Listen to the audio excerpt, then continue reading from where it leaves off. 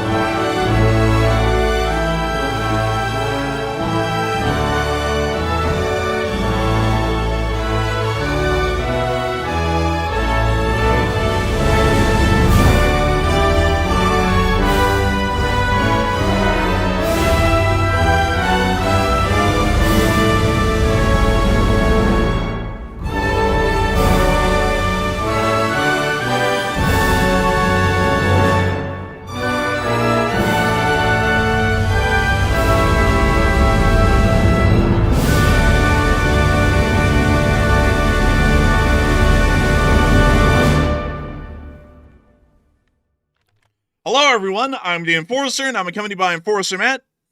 And good evening, folks. It's Enforcer Matt, and welcome back to day 1334 of the War News stream. And then we are back yet again. We have very big news today. We have seen Ukraine's attacked Russian oil in new massive strikes. Also, a Venezuelan boat was struck by U.S. forces again as escalation continues. And also, the Russian troops are deserting en masse. And also, what the hell? We've hit the goal. Hey, let's go. We hit the goal. Look at that. Oh, my God. We hit the goal. Who did that? Who in the world? Brian Maddox put in $2,500 to the fundraiser, and we just hit the fundraiser goal, folks, in literally less than 10 minutes. Literally before we could even get on air. A massive shout out to Brian Maddox, legend of the fundraiser and legend of the Leaf Spring Army, for throwing in a whopping $2,500 to the fundraiser tonight for Nova Ukraine. Absolutely unbelievable, and one hell of a return to streaming, as we have massive news to cover over the course of tonight's stream. We have been able to hear major news from around the entirety of the world, as we have heard that the Commandant of the United States Marine Corps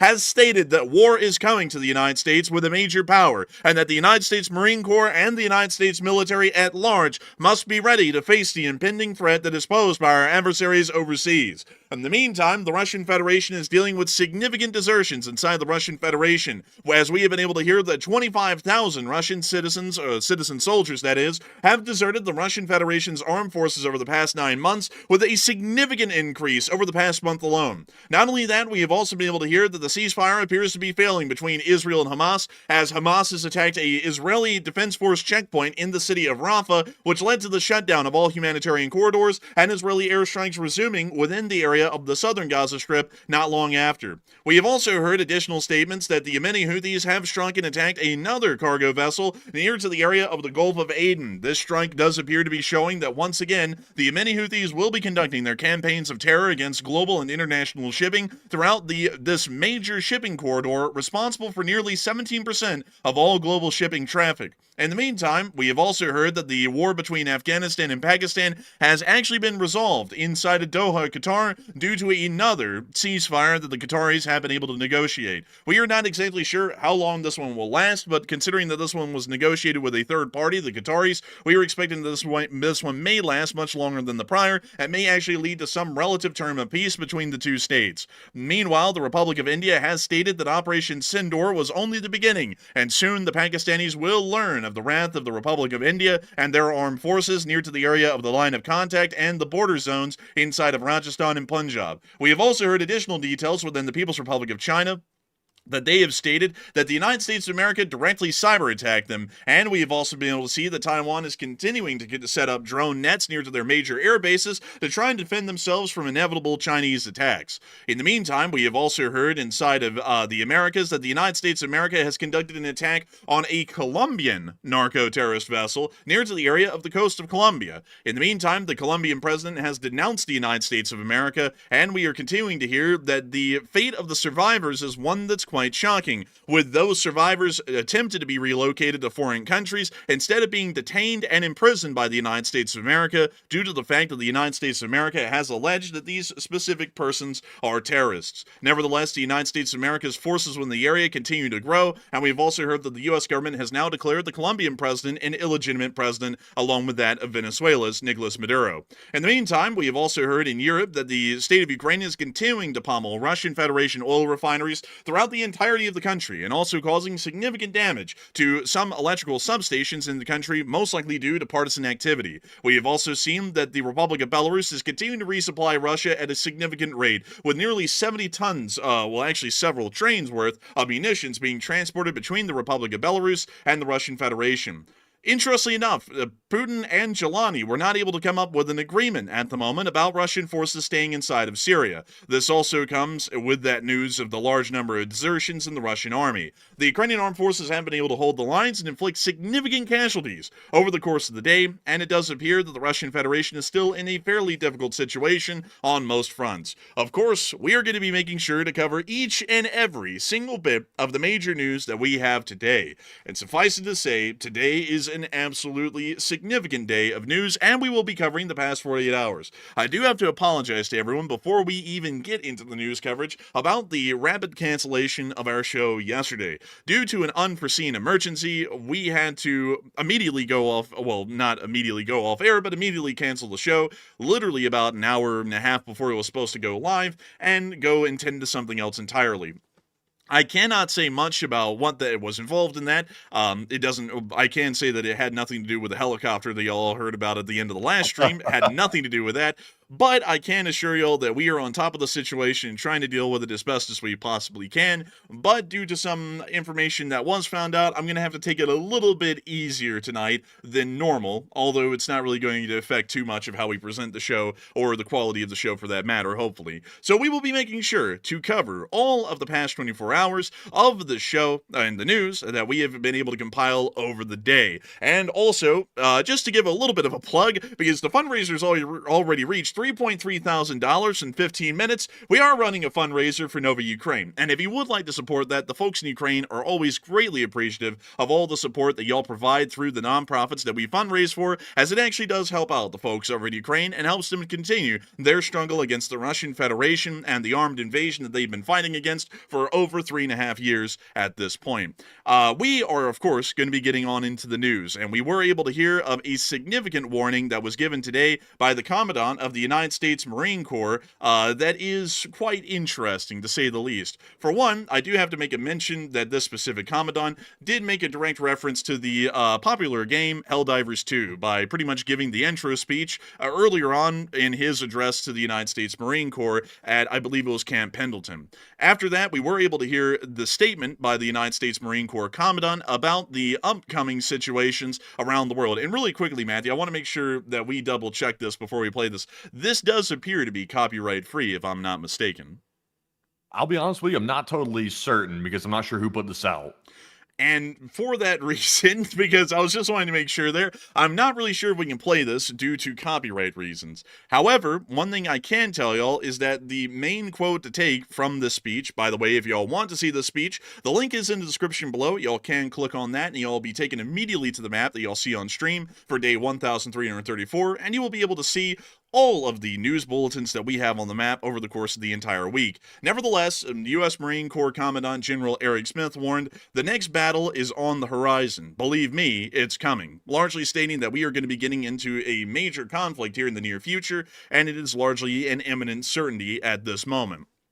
The issue is that we don't really know exactly what major conflict or what major battle is going to be coming over the horizon at this moment, but it does appear that the Commandant of the Marine Corps has been given some sort of credible information from Department of Defense intelligence or the larger intelligence apparatus of the United States that a major conflict is coming and that the United States military has to be at a high state of combat readiness to be able to deal with the impending threat that will be posed. The larger question is, what threat is it? Right now, the United States is facing multiple threats on multiple fronts, and largely the situation is not looking too good in any of them, and the situation is largely grim. We do know that the United States of America is going to have to deal, at least if we're speaking in practical terms, with the Iranian nuclearization attempts that are still ongoing inside the Islamic Republic of Iran. In the meantime, we also know that the United States of America is looking at an impending showdown with the People's Republic of China, which not only is continuing to position itself as the greatest rival and enemy of the United States of America on the world stage, but is also attempting an eventual invasion of the island of Taiwan, also called officially the People's Republic of China. The People's Republic of China is, of course, a significant ally of the United States of America, not only for its position in the island containment chain structure around China, but also due to its relevance due to the company TSMC, which produces a large amount of semiconductors and electronic wafer chips that help us to be able to keep our electronics and internet industries in the Western world up and operational. We also know that there is an impending conflict, highly likely with the Russian Federation, as the Russian Federation appears to be ground into a corner largely by the Ukrainian armed forces, and unless if they're wanting to see a complete economic collapse due to the sanctions and the Ukrainian strikes on critical infrastructure and economic industries, the Russian Federation will have to create a larger war to pretty much result in an all-or-nothing scenario inside of Europe. Even still, the United States is pursuing its own conflict against Venezuela, and it looks like that may include Colombia as of today as well. And we also know that the United States of America may have to return and deal with the Houthis due to the renewed attacks on shipping and multiple other smaller conflicts that could arise out of the blue, given all the situations that are currently emerging around the world. Suffice it to say, there are a lot of major conflicts, although Venezuela would be more so a smaller conflict, that the United States could be getting involved in here in the near future. So the Commandant's statement, while vague and leaving the door open to what actually would be the next major conflict coming across the horizon, does make it clear that at least one of these threats is an emerging threat that isn't going to turn into an imminent war at this point. We just do not know which one he was specifically referencing. Still, a lot of people are giving their 2 cents on what the largest sorts of developments may be that the Commandant was directly referencing, as in what war really is over the horizon, at least according to the Commandant. And Matthew, what are people thinking about that, and what are you thinking about that as well?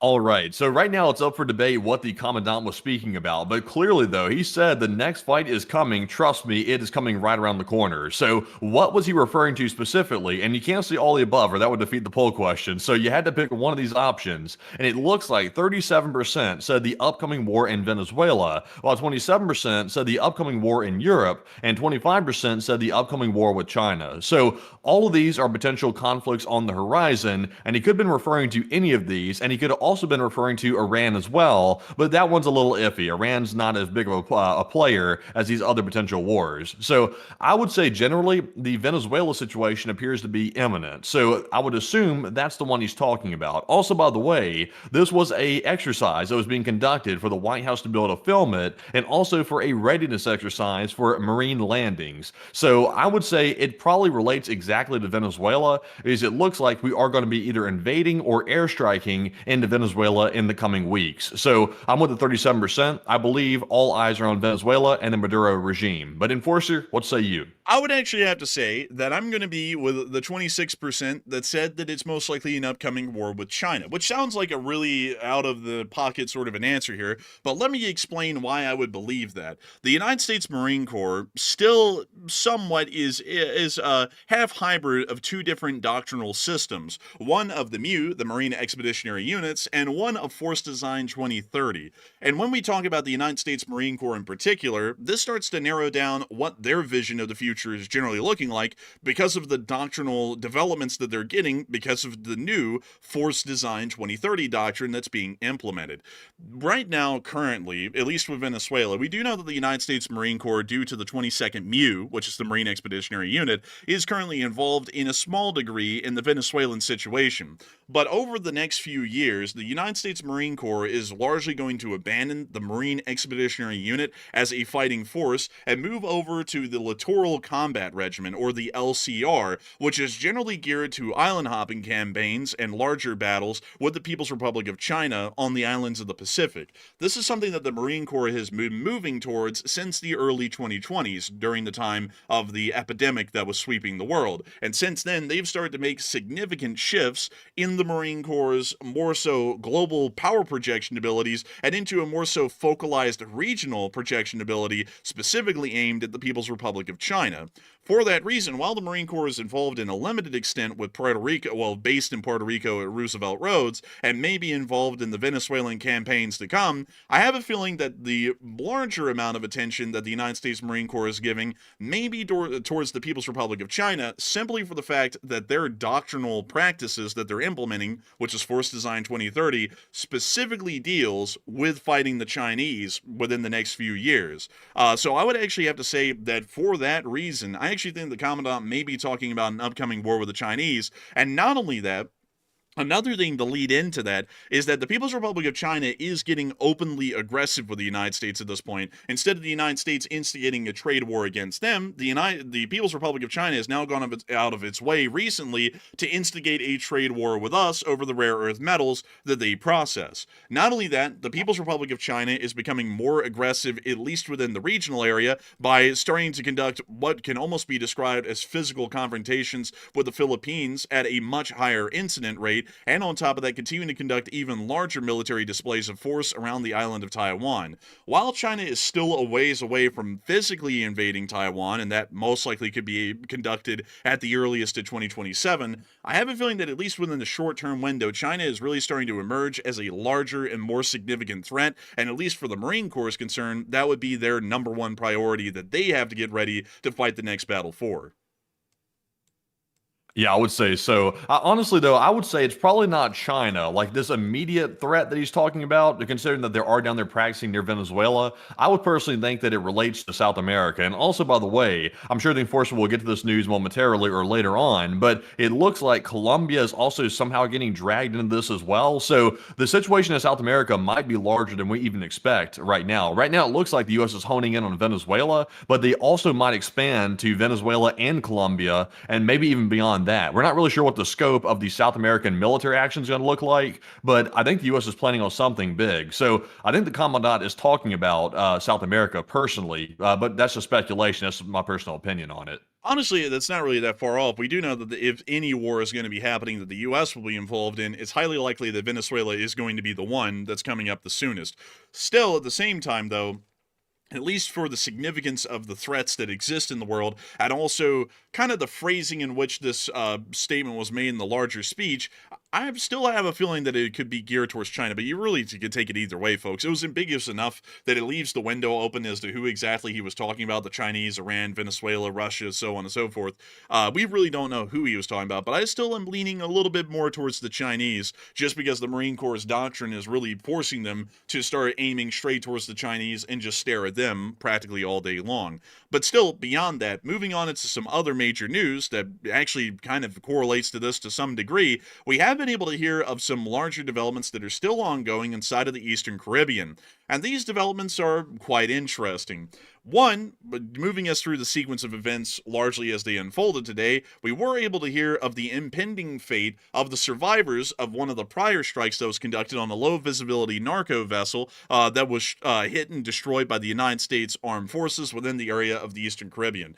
The president's administration is moving to send the two survivors of a Thursday strike in the Caribbean to a different country rather than seeking long-term military detention for them, four U.S. officials stated to Reuters. This is something that is quite interesting, and we do not know what foreign country this is, but I'll be honest with y'all, I have a pretty decent feeling it's most likely going to be Secot in El Salvador. That's what I would assume. Beyond that, however, this is quite odd. We are not choosing to detain these people under U.S. jurisdiction and to also further interrogate them about their involvement with the cartel. And the only reason I'm bringing this up is because there is a large amount of public scrutiny and a large amount of controversy, at least within the United States of America, about whether or not any of these people on board these vessels that are being hit are actually a part of any narco-terrorist operations at all. And considering that we have two survivors for the first time ever here, it seems like it would be pertinent to at least detain these people at Guantanamo Bay or some other form of a federal detention facility and interrogate them for some time to see if they will confess to any form of involvement with the cartels within this region or for any illegal purposes for that matter, to at least ascertain 100% from the very survivors themselves whether or not they were involved in any form of criminal activity. Instead, it seems like the United States of America is going to send these people to a foreign country, most likely some sort of an internment inside of El Salvador, which is what I would highly assume. This means that we will not be able to interrogate these individuals any further than the jurisdiction, or I guess you could say their detainment that they will be under right now under U.S. control once they're transferred over to El Salvador. Meaning that if we cannot get a confession from them within this very limited short time that we have them, which we already haven't gotten the confession so far from what we understand, they're going to disappear into a prison in some foreign country and we'll never be able to hear from them whether or not they were involved in any narco-terrorist operations or whether they would continue to try and advocate their innocence and claim that they were not involved in any operations whatsoever. A lot of people have been talking about this particularly interesting incident today, and a lot of people are wondering why the decision is being made to transfer these people to a foreign country's prison system rather than to keep them in U.S. military detainment and to continue to interrogate them to see if they will ever confess to any form of illegal narco-terrorist operations or any affiliation with a narco-terrorist force. And Matthew, what are people thinking about that, and what are you thinking about that as well? All right, so this is definitely a very interesting situation, and it is not normal. I know some people are saying, well, that's totally normal. The U.S. wouldn't take these individuals into custody. They would naturally try to send them to a different country, but that's usually not the way it works. This is very unusual. So the reports say that two of the strike survivors from these Venezuelan strikes are being sent to a different country, and why is that the case? And the poll is all over the place. 31% said it seems odd, but need more info, while 30% also said it sounds like the USA made a mistake, and another 30% said the USA doesn't want the trouble of having these prisoners. So here's the reality of the situation. The U.S. is alleging that these individuals are narco-terrorists, and they were also struck in international waters. So the U.S. would have every right to take those individuals into custody and put them into U.S. penitentiaries, or at least try them in U.S. courts. That would be the normal course of action. But for some reason, the U.S. is sending these people to a different country, which they aren't even disclosing to the public. So some people are also saying that maybe the U.S. made a mistake and they're trying to cover that up by sending them elsewhere. That's possible. But also at the same time, we don't hardly have any information whatsoever about why this is happening. So it's easy to speculate, but it's really hard to find the concrete evidence. But my thing is this, my personal speculation is it seems odd because the U.S. could take these individuals into custody. Also, they could show them and identify who these individuals are and let the public see it to prove that these are indeed narco-terrorists. But instead, they forfeited that opportunity for some odd reason, which doesn't really make sense to me. So there's something going on here, but I'm with the 30%. We need more information. But Enforcer, what say you? I would have to say that I would have to be with the 30%. I would have to agree that we need more information on this. But one thing I'll have to say, folks, is that we are not bound, especially if we're claiming that these people are terrorists, to return them back to their home countries for trial. Some people are saying that they come from Ecuador and Colombia, and Honestly, I don't really know why that decision would be made. For one, we just declared the president of Colombia illegitimate today, so I don't know why we're sending him back to for trial under a government that we claim is illegitimate. That doesn't really make a lot of sense on the face of it. But another thing that I'd have to say is that this is stopping us from getting any additional information from these people about their operations, their collaborators, anyone who's involved in the operations with them, where they're operating out of. A lot of people do not understand this, but if these people are terrorists, we do not have to send them back to wherever they came from. They're involved in terrorist operations, at least from what we're alleging. We can detain them for any period of time that we would like, because once again, under international law, most terrorist organizations, really no terrorist organization, gets generally any form of actual protections rather than a bare minimum. Of course, you can't torture them, but you can detain them for an indeterminate period of time while you try and figure out whether they're terrorists or not. I would say that if I was in charge of this, I would send these people instead of back to Ecuador and Colombia, if that's the supposed premise that we're working from. I would send them instead to Guantanamo Bay, to our terrorist detention facilities at that base, and allow the United States military, along with the CIA, to interrogate these individuals and try and see if we can get a confession from them or some sort of a bargain with them for their confession of involvement in any cartel operations. If they confess that they are involved in cartel operations, and we already had enough credible intelligence to largely state that with the fact just from the evidence alone, we can then further get them to collaborate with us and provide us with information about these cartels and their operations inside of Venezuela and any crimes that they might be able to speak of that the cartel conducted while in their physical presence. Not only does this help us to build a significant case that the cartels are in fact terrorist groups for the public, but it also allows us to use these individuals to confirm the visual identification that these forces are in fact terrorists that are being targeted and destroyed by the United States of America, if there was, for any matter of the fact, any such case or evidence to that matter. We could then offer them some form of witness protection or witness protections within the United States, give them U.S. citizenship, social security cards, and then let them disappear into the greater oblivion of the United States of America, hopefully not found. We could generally give them some form of a deal along those lines, or really send them anywhere in the world and let them go into hiding in some other foreign country, as long as they provide us with the information that we're looking for. We are pretty much forfeiting this entire opportunity that I just laid out that I would pursue by sending them to wherever they came from. We don't even know if they're going to face justice in one of those countries. It could be that if they are involved with the cartel, these people are going to end up dead as soon as they arrive in Colombia or Ecuador, considering that the cartel presence within these nations is incredibly high, meaning that we will never be able to confirm whether or not they were involved with the cartel if they haven't confessed that yet. On top of that, another thing is, what if we return them back to Colombia and Ecuador, and due to the rife corruption within these countries, they were able to escape justice and return right back to cartel operations and activities? We're not really doing much of anything with these prisoners and the potential that they face. And I would have to say, I do not know why that's the case, but it is odd nonetheless, and I would like to get more additional information from the U.S. government, and specifically the Department of Defense, as to why this sort of action is being taken at this point. But moving on from that and on into the other news that we did get within the area, they were also joined by another strike that was conducted today on a narco vessel that appears to be stated to be operating with the Ejército de Liberación Nacional group, a designated terrorist organization out of Colombia. The Secretary of Defense did publish the footage today, unclassified, on Twitter, showing the strike on the vessel. This is the first. Seems like a pretty standard hit right there. Was that the submarine right there that we were looking at? I don't believe it was the submarine. It actually appears to have several outboard motors and a very visible superstructure. Usually those low visibility vessels don't really have a visible superstructure like that. Or actually, as a matter of fact, it appears to be an open-topped fishing vessel again. You can actually see up there the front of a bulkhead that's near to the bow, so we can actually see down into the hull of this thing.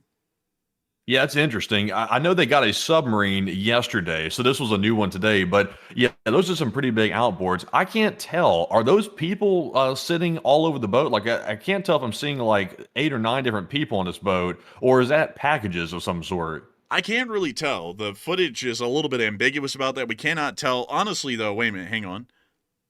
Let's see, there's a little blip that's moving around right here that's glowing white. That might be a person, because, well, actually, as a matter of fact, those engines are also black as well. That would suggest heat to some extent. So I would have to say, I don't know what those are. Those could be people or those could be drugs. I can't really tell y'all for sure. They don't move, however. None of them are moving. And then it's immediately hit. Also, by the way, this appears to be showing, at least on this color scale, that anything that's exuding some form of heat is black on the image. So if this is exuding heat here, these groups of things, usually drugs aren't warm. They're usually room temperature. So I don't really know if they would ever be that sort of a color on this sort of an imagery system. Yeah, it's interesting right there. Honestly, like I'm very curious because if they're hitting boats that look like this, I think they got the survivors of that Venezuelan vessel that was hit in international waters. I think they came off of a boat that looks similar to this. So that's what makes me extra curious about that. Why would they not take those individuals into custody and properly book them and put them through a trial in the U.S.? Because if they're alleged to be narco terrorists, then that would be status quo. So I don't know. Like to me, it kind of, I'm not gonna lie, it kind of reeks like the whole situation. Like it seems like there's not enough evidence to say that they're narco terrorists, perhaps, and maybe that's why they let them go to a different country. That's taking a big leap of judgment there to say that because we don't have enough evidence to prove yes or no. But I don't know. It just kind of reeks to me like there's something fishy. And also, I see some people coming up with a plausible explanation for the black circles that we're seeing in the boat. Some people are saying it might actually be some form of an oil drum or a drum that they put the drugs inside of and they were heated in the temperature of the sun. That could be likely as well. But we can see the strike here once again, and then we'll show y'all what's left of the boat after the strike. Also, by the way, some people said, do we even have jurisdiction over them? And they're not in Venezuelan waters, by the way. These vessels that are leaving Venezuela, they are struck when they enter international waters. So that's a big difference. They are not in Venezuelan national waters when they're struck. So the U.S., alleging they're narco terrorists, they have a legal right to take those individuals into custody, which they did. They took 2 individuals into custody off these boats and put them on the U.S. Navy vessel and a brig on the vessel. And then they said, we're going to let these individuals go to a different country, which is really weird. I'm not really sure why they would do that. Also, by the way, folks, at least with how international law works, or at least maritime law to some degree, if you are a terrorist, which generally at this point is mostly a pirate at this point, on the high seas, which is international waters, any country on the planet has the right to smoke you on the spot. Like, that's just generally the running rule. You can actually see that that very same thing was done against the Somali pirates of the early 2010s. When they were in full season within that area, it was quite truly open season for anyone that was in the area. The French would blow them away, the Chinese would blow them away, the US would blow them away, the Russians would blow them away, the British would, everyone would. Because if you were in international waters and you are deemed to be involved in any form of an act of piracy on the high seas, which basically is a form of terrorism by modern definition, there is no protections that you have from being stricken and destroyed outright. There's really nothing that would stop that. So technically, what we're doing, if we're deeming these groups to be terrorist forces or conducting acts of piracy on the high seas, it is entirely legal. If we were doing this in international waters, however, this would start to get fairly illegal pretty quickly. The only time that we've ever conducted an action against one of these alleged narco-terrorist vessels within territorial waters was a while ago when the USS Jason Dunham sent an away team to actually detain an entire boat and its persons on board, as well as seize any form of contraband assets that were found on board the vessel. So the only time that we've ever conducted actions that I can recall that were within the territorial waters of Venezuela, it does not appear that we used any force of arms against them, and instead we actually detained the vessel and then seized the persons and the cargoes on board. So with that, I hope that does address that the best we possibly can. And moving on from that, we have also been able to see the current force disposition within this area. And it is quite a significant one, to say the least. And really quickly, to get this to y'all, we were able to see that the United States has moved a significant amount of forces into the area. And it does appear that at this moment, the United States of America does have the same number of warships within the area that they had in the past, including one Ticonderoga class missile cruiser, 4 Arleigh Burke class destroyers, as well as the USS Newport News, which all have about 172 Tomahawk cruise missiles on board. Not only that, we have the Iwo Jima Amphibious Ready Group within the area, along with the MV Ocean Trader, a U.S. Coast Guard forward deployed fast response cutter, and also another U.S. littoral combat combat ship, the Minneapolis St. Paul, and the Joshua Humphreys, which is a tender, which is also within the area. Not only that, we have the Vikings Marine Fighter Attack Squadron within the area, comprised of 10 F-35B Lightnings, 2 P-8 Poseidons, and 2 MH-60 Seahawks. Along with that, there's the United States Air Force's airlift abilities within the area, along with 3 MQ-9 Reapers, and the Thunder Chickens of the Marine Medium Tilt Rotor Squadron, which is comprised of 6 V-8B Harriers, and also around 12 MB-22 Ospreys, 4 AH-1Z Cobras, 4 CH-53 Super Stallions, and 3 UH-1Y Venoms, all a part of the 22nd BU. Generally, a significant force to be had within the area. Not only that, a recent force disposition picture, at least some additional info on that for that matter, has also shown us the continued U.S. actions that have been conducted within this area, including the flight of the B-52H Stratofortresses from Barksdale Air Force Base and their show of force right off of the Venezuelan coast in Venezuelan airspace. Generally, it does appear that the U.S. is still taking some very significant actions against Venezuela, and now as of today, due to the strike on the Colombian narco-terrorist vessel on Colombia as well. The Colombian president today has openly denounced the United States of America, stating that they want Venezuela and Guyana's oil, and oil greed is what is behind the missiles killing the fishermen within Venezuelan waters. The United States then immediately snapped back, stating, and I want to make sure that I get this one, the following from the President of the United States. So let me get this for y'all really quickly. President Gustavo Petro of Colombia is an illegal drug leader strongly encouraging the massive production of drugs in big and small fields all over Colombia. It has become the biggest business in Colombia by far, and Petro does nothing to stop it, despite large-scale payments and subsidies from the USA that are nothing more than a long-term ripoff of America. As of today, these payments, or any other form of payment or subsidies, will no longer be made to Colombia. The purpose of this drug production is the sale of massive amounts of product into the United States,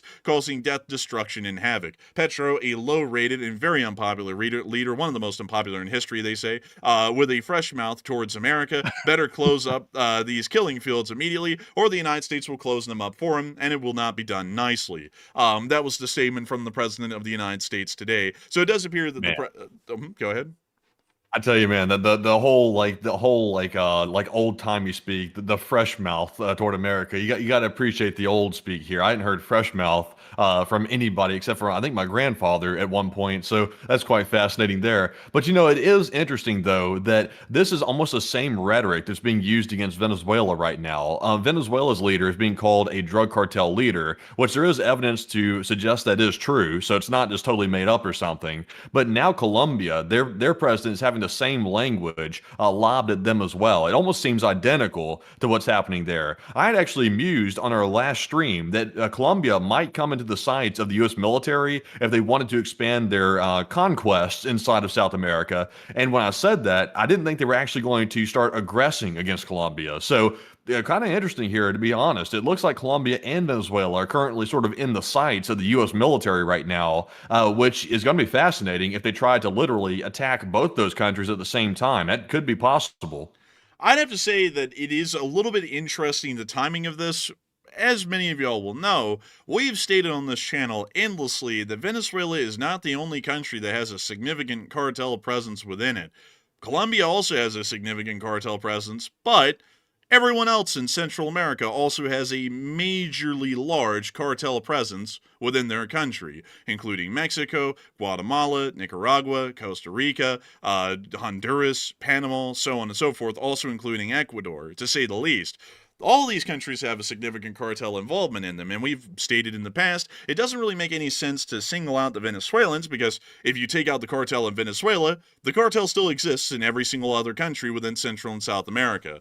One thing I'd have to say, though, that is a little bit interesting, I just want to point out the coincidence of the timing here, is that this President Petro of Colombia did come to the United States in New York City at the UN summit a while ago, actually it was about a couple of weeks ago, and did make statements directly against the President of the United States, and also alleged, or at least insinuated directly inside of Colombia and within New York City, that the U.S. military should completely disregard his orders, and in fact, even further started to insinuate that they should start to conduct actions to overthrow the President of the United States of America directly. That statement was made both in New York City at the UN summit as well as inside of Colombia, and both of those were stated here on the channel when both statements were made. Still, Nevertheless, right after those statements were made, now we are starting to allege just a few weeks later that Colombia is now also as big a problem as Venezuela as well, and that we will start to conduct actions against them possibly here in the near future, with the strike being conducted on the Colombian boat as of today. We are starting to wonder, at least here on the channel, and we're wondering what y'all think, whether or not Colombia is just going to be included in the general umbrella of actions that is now being conducted against Venezuela. And Matthew, what are people thinking about that, and what are you thinking about that as well? All right, so now that we're hearing the U.S. officials echo the same rhetoric that was lobbed at the Venezuelan leader Maduro at Petro this time, who's the Colombian president, they're calling him an illegal drug leader. So the big question is, will the USA attack Colombia now that they're starting the same rhetoric? So 40% said yes, Colombia is next on the USA menu, while 33% said no, the U.S. is simply making a statement because they're angry, and 19% said it's a 50-50 chance of it. So the entire thing we've been saying the whole time is it makes no sense from a logic standpoint to say that they're dealing with a narco-terrorist issue and only invade Venezuela. That doesn't make much sense. That's why we've been suggesting the entire time that maybe the real reason that the U.S. military is going to potentially invade Venezuela is to root out Chinese influence. So that was our suggestion at the time, but now that Colombia is also getting roped into this as well, it's looking more likely that maybe there is some type of legitimate narco-terror operation that might take place against both Venezuela and Colombia. So it all depends on what they do next to Colombia. Right now, it looks like the Colombian president is acting very belligerent against the United States, and he is obviously making nasty statements on U.S. soil. When he was here in New York, he made some nasty statements too. So it looks like, I would say it's at least possible that the USA might turn their focus to Colombia as well. It's right there, butted up right to Venezuela, so it wouldn't be that big of a deal to do something to Colombia. So I would say it's possible. I would say Colombia might be next on the USA menu at this point, when the menu is growing larger as the days go by. But Enforcer, what say you? I would have to say that it does appear, I would have to be with a 41%, Colombia might be included in the armed actions we're conducting along with Venezuela. I've got to be honest with y'all, though, that is not really that good of an idea. Generally, here's the issue, folks. It does not matter if Colombia is now included, and I see a lot of people saying, screw Colombia for the cartels, and I get the sentiment there, but at the same time, folks, that's not really dealing with the problem. Like I know that this is maybe to some people the greatest sounding example of dealing with the situation, but it's not really going to do much. Many of you all know, and once again, this is the same problem we're dealing with now, even if we include Colombia in this picture, and this really is some sort of anti-narcotics operations we're trying to conduct, there is still an endless amount of cartels within all of the Central American states and Mexico as well. So even if we deal with both of those and somehow completely delete the cartels within Venezuela and Colombia, which would be pretty tough to pull off because they aren't armed forces and they aren't wearing any uniforms and they don't operate under any conventional form of a government, they're a criminal underworld organization, and those are usually incredibly difficult to deal with, even if we deal with them as strongly as we can. But not only that, they will still continue to permeate throughout the rest of Central America. So unless if we're willing, and this is no joke, folks, this is the only way you could practically try and deal with this, unless if you were willing to declare a state of total war in the United States, declare a draft to draft millions of people into the service of the U.S. Armed Forces, and conduct an armed occupation of every single northern South American country and every single Central American country, all at the same time, there really is no way to even put a lid on the cartels because it is such a large and multinational form of an organization within this area. And if we were to do something like that, not only would it be prohibitively expensive, but it still wouldn't really deal with them because much like other groups that we have claimed to completely defeat in the past, like ISIS and the Taliban, they simply can just re-emerge after we leave and just not conduct any criminal operations while we're there. And once we're gone, they just start them back up again. So I would have to be honest with y'all. I just don't really think this entire deal is that good of an idea. I just don't really know if this would ever even work out in realistic practice. And I know that a lot of people don't really like the idea of the cartels operating. I 100% agree with you, and I would say that their actions are definitely that of a terrorist force, much like the U.S. Mafia back in pretty much throughout their entire history of existence.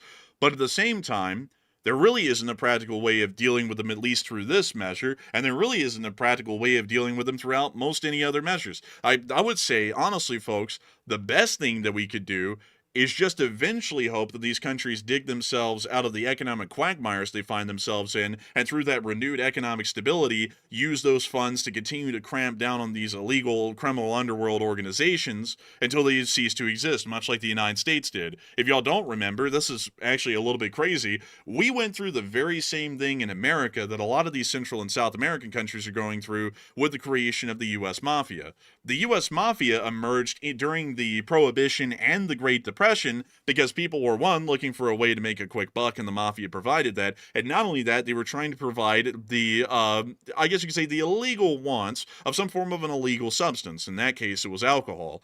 Over time, as the U.S. started to economically stabilize after the Great Depression and the Second World War, we slowly started to bring down the vice clamp on them little by little until we eventually whittle away at the Mafia until they're hardly anything of what they once were these days. And that's really the only way you can deal with any criminal underworld organization within these countries at all. It doesn't matter really how much force you fling at them, because they blend in with civilians. They will hide amongst them until we leave. And then once we leave, they'll start up their operations once again. And I see some people saying, well, what is the fix to this? Unfortunately, this is like trying to pick up sand and having it fall through your fingers. There just isn't really a good way of dealing with this thing. Rather than trying to secure, I mean, the best way that we could deal with it if you're wanting to stop the flow of drugs in the United States is to secure the borders even more strongly and to dedicate more forces to the U.S. Coast Guard or more funding to the U.S. Coast Guard to help them to fight these drugs entering the country. But beyond that, there really isn't a way for us to go down there and directly delete the cartels out of existence, especially in any short window of time within a matter of several years. Yeah. Honestly, you know, they've authorized the secret CIA covert operations in Venezuela to go and take care of certain things that they're not publicly telling us what they're really doing in Venezuela. But we have gotten confirmation the CIA has been let loose inside of Venezuelan territory. So, you know, they used a guy back to take down the mob in the United States. They might have to bring out Rico. You remember that guy Rico? He took down the whole U.S. mob, like Rico. If they send Rico down to Venezuela, I mean, that could tend to the whole situation and all in one. Yeah, honestly, it probably would deal with the situation. You know, that Rico guy, he was a strong guy during the mob days. Like, everyone, like, just saying Rico would get people scared. Even mob bosses would shiver in fear at the name Rico. Everyone was scared The of that strongest guy. They called him Rico. They said he's the strongest guy. Send him down there. You'll tend to him today. Sir, send in Rico. And also on top of that, I see some people debating this in the chat, like, why don't we just legalize all the drugs? And that sounds like an okay idea on the surface until you realize that a lot of these drugs are so addictive. Once you start using them, there really is no way of stopping, and that's actually what we found out way back in the day, because the only reason that we criminalized most of these hard drugs that like we have criminalized nowadays, except for from some states, marijuana, which certainly isn't as hard as other drugs, but a reason why we have criminalized a lot of these hard drugs was way back in the late 1800s and the very early 1900s, at the turn of the century. We started to realize that drugs usually are not that good for people to use. One, it's incredibly detrimental to one's health, and two, usually they're so addictive you really can't stop using them once you start using them. So even if you had any ration and reason starting your use of those drugs, it's impossible to stop using them because the dopamine hit that they give you overrides most rational reason in 99% of cases. So legalizing all of them and then letting people just use drugs freely, it's generally going to end up becoming a fairly bad idea. And that's also why they're criminalized throughout most countries around the world. So I would generally have to say I definitely get the reason why a lot of them are criminalized, and I don't think it's a good idea to even try and legalize most of the hard drugs. Marijuana, of course, is something that's debated heavily here in the United States these days, and even if it's illegal in some states like Alabama, you can drive everywhere and smell weed in the state these days. It's practically like everyone's already smoking it here in the state. So that's up for debate, of course, whether you think weed is good or not. If you ask me, that's about the same as smoking tobacco. I mean, clearly inhaling any form of smoke is not good for your health and will most likely cause cancer in the future. But if that's your how you get your jollies off at the end of the day and get through another one to get to work tomorrow, that's on you. I don't really have much more of an opinion on that. But nevertheless, the hard drug situation is one that we really can't deal with by destroying the cartels. So I would have to say that my counter is, since everyone is generally on the same boat that drugs are bad, all we can do is just strengthen border security and send more funding to the border patrols here on land in Texas, New Mexico, Arizona, and California, and then just provide more funding to the Coast Guard to be able to conduct interdiction at sea in the Gulf of California, the Pacific, as well as the Gulf of Mexico. That really is the only way that you can reasonably deal with this thing, and even still, some will make it through, but at least less will. So I hope that does address that, at least the best in my opinion. If this really is the reason why we're down there striking all of these boats, striking the boats isn't really going to be fixing much. Just interdicting them and stopping them before they can make it in the United States will make a world of difference. And not only that, it's a sustainable sort of an endured campaign that we can conduct at that point, if that is the actual goal, and it will achieve the same thing. But anyways, with that, we are about to be moving on into East Asia for a minute and on through the Indian subcontinent and the Middle East, as we've gotten a large amount of information out of those areas. But before we move on into that, I gotta say, folks, that the fundraiser tonight has been absolutely unreal. I do not know why, but we have been able to raise $4,123 at this point right now in the stream. Unbelievable and truly unheard of in recent streams. And Matthew, can you give us a shout out on all of the top donors that we've had from now up until this point?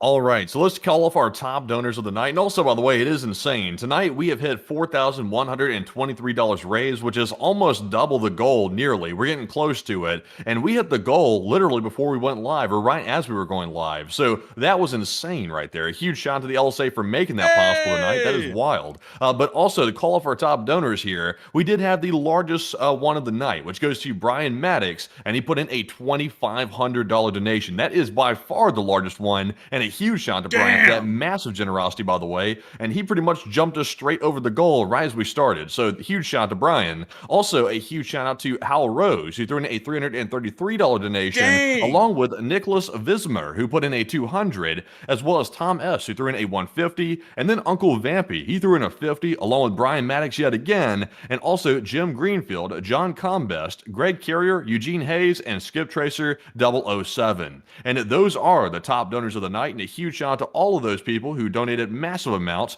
and a huge shout out to everybody else as well for helping us to hit that goal in record time. And Enforcer, what say you? And I would have to say, folks, this fundraiser tonight has been unbelievable. Truly amazing stuff. And I've got to say a huge shout out to everyone, all of the donors, big and small, to this fundraiser, because Nova Ukraine helps out a load of people in Ukraine, and not only that, helps the state of Ukraine's government to focus more of their efforts away from the humanitarian situation and more into fighting the war and trying to end it. And I got to thank y'all incredibly for that support, because y'all are once again helping to save people's lives in Ukraine and help the Ukrainian government focus on the war effort more so than the humanitarian situation, putting more of their resources into ending this war rather than continuing it and just trying to help the victims of it along the way. And that is a truly amazing and incredible thing. I've got to give a huge shout out to all of y'all so much once again, because if it wasn't for all of y'all, we would not be able to make this stream possible, and of course, we wouldn't be able to keep this thing a reality, being able to keep these Sunday fundraisers running every single weekend, and saying that the Lee Spring Army will never truly die, because the Lee Spring Army will continue to support Western and American interests all the way. And so with that, I hope that does address that incredibly well, the best we possibly can. And of course, folks, we are going to be moving on into a couple of live chats here really quickly. And also, I've seen a lot of people in the chat going back and forth about what the stream was canceled for yesterday. Once again, I want to say, folks, that we don't want to get into any specific details, but some people have been coming up with some stuff, and I just want to make sure to say, don't worry, it's none of that. Some people were like, did the Enforcer have a heart attack? No, I did not have a heart attack. Did the Enforcer, like, have some sort of a medical issue? I can kind of say yes to that. That was kind of what the show was canceled for, but I really don't want to get into the details of what the medical issue was, but that's why the show had to be canceled. So, I hope that does give a little bit of an address to that for people who were really concerned or wondering about that. I'm fine. Well, at least I should be fine. But that's generally what was going on with that. That's why the show was canceled. I once again want to apologize for that to all of y'all. We didn't want to cancel the show last night, but we kind of had to, because there were some very serious things to take care of there. So with that, we are going to be moving on into a couple of questions. So what do we got, Matthew? All right, so jumping into our first question here, this one goes to Matthew Sheehan. And Matthew said, how long would you say before we have a direct conflict with China?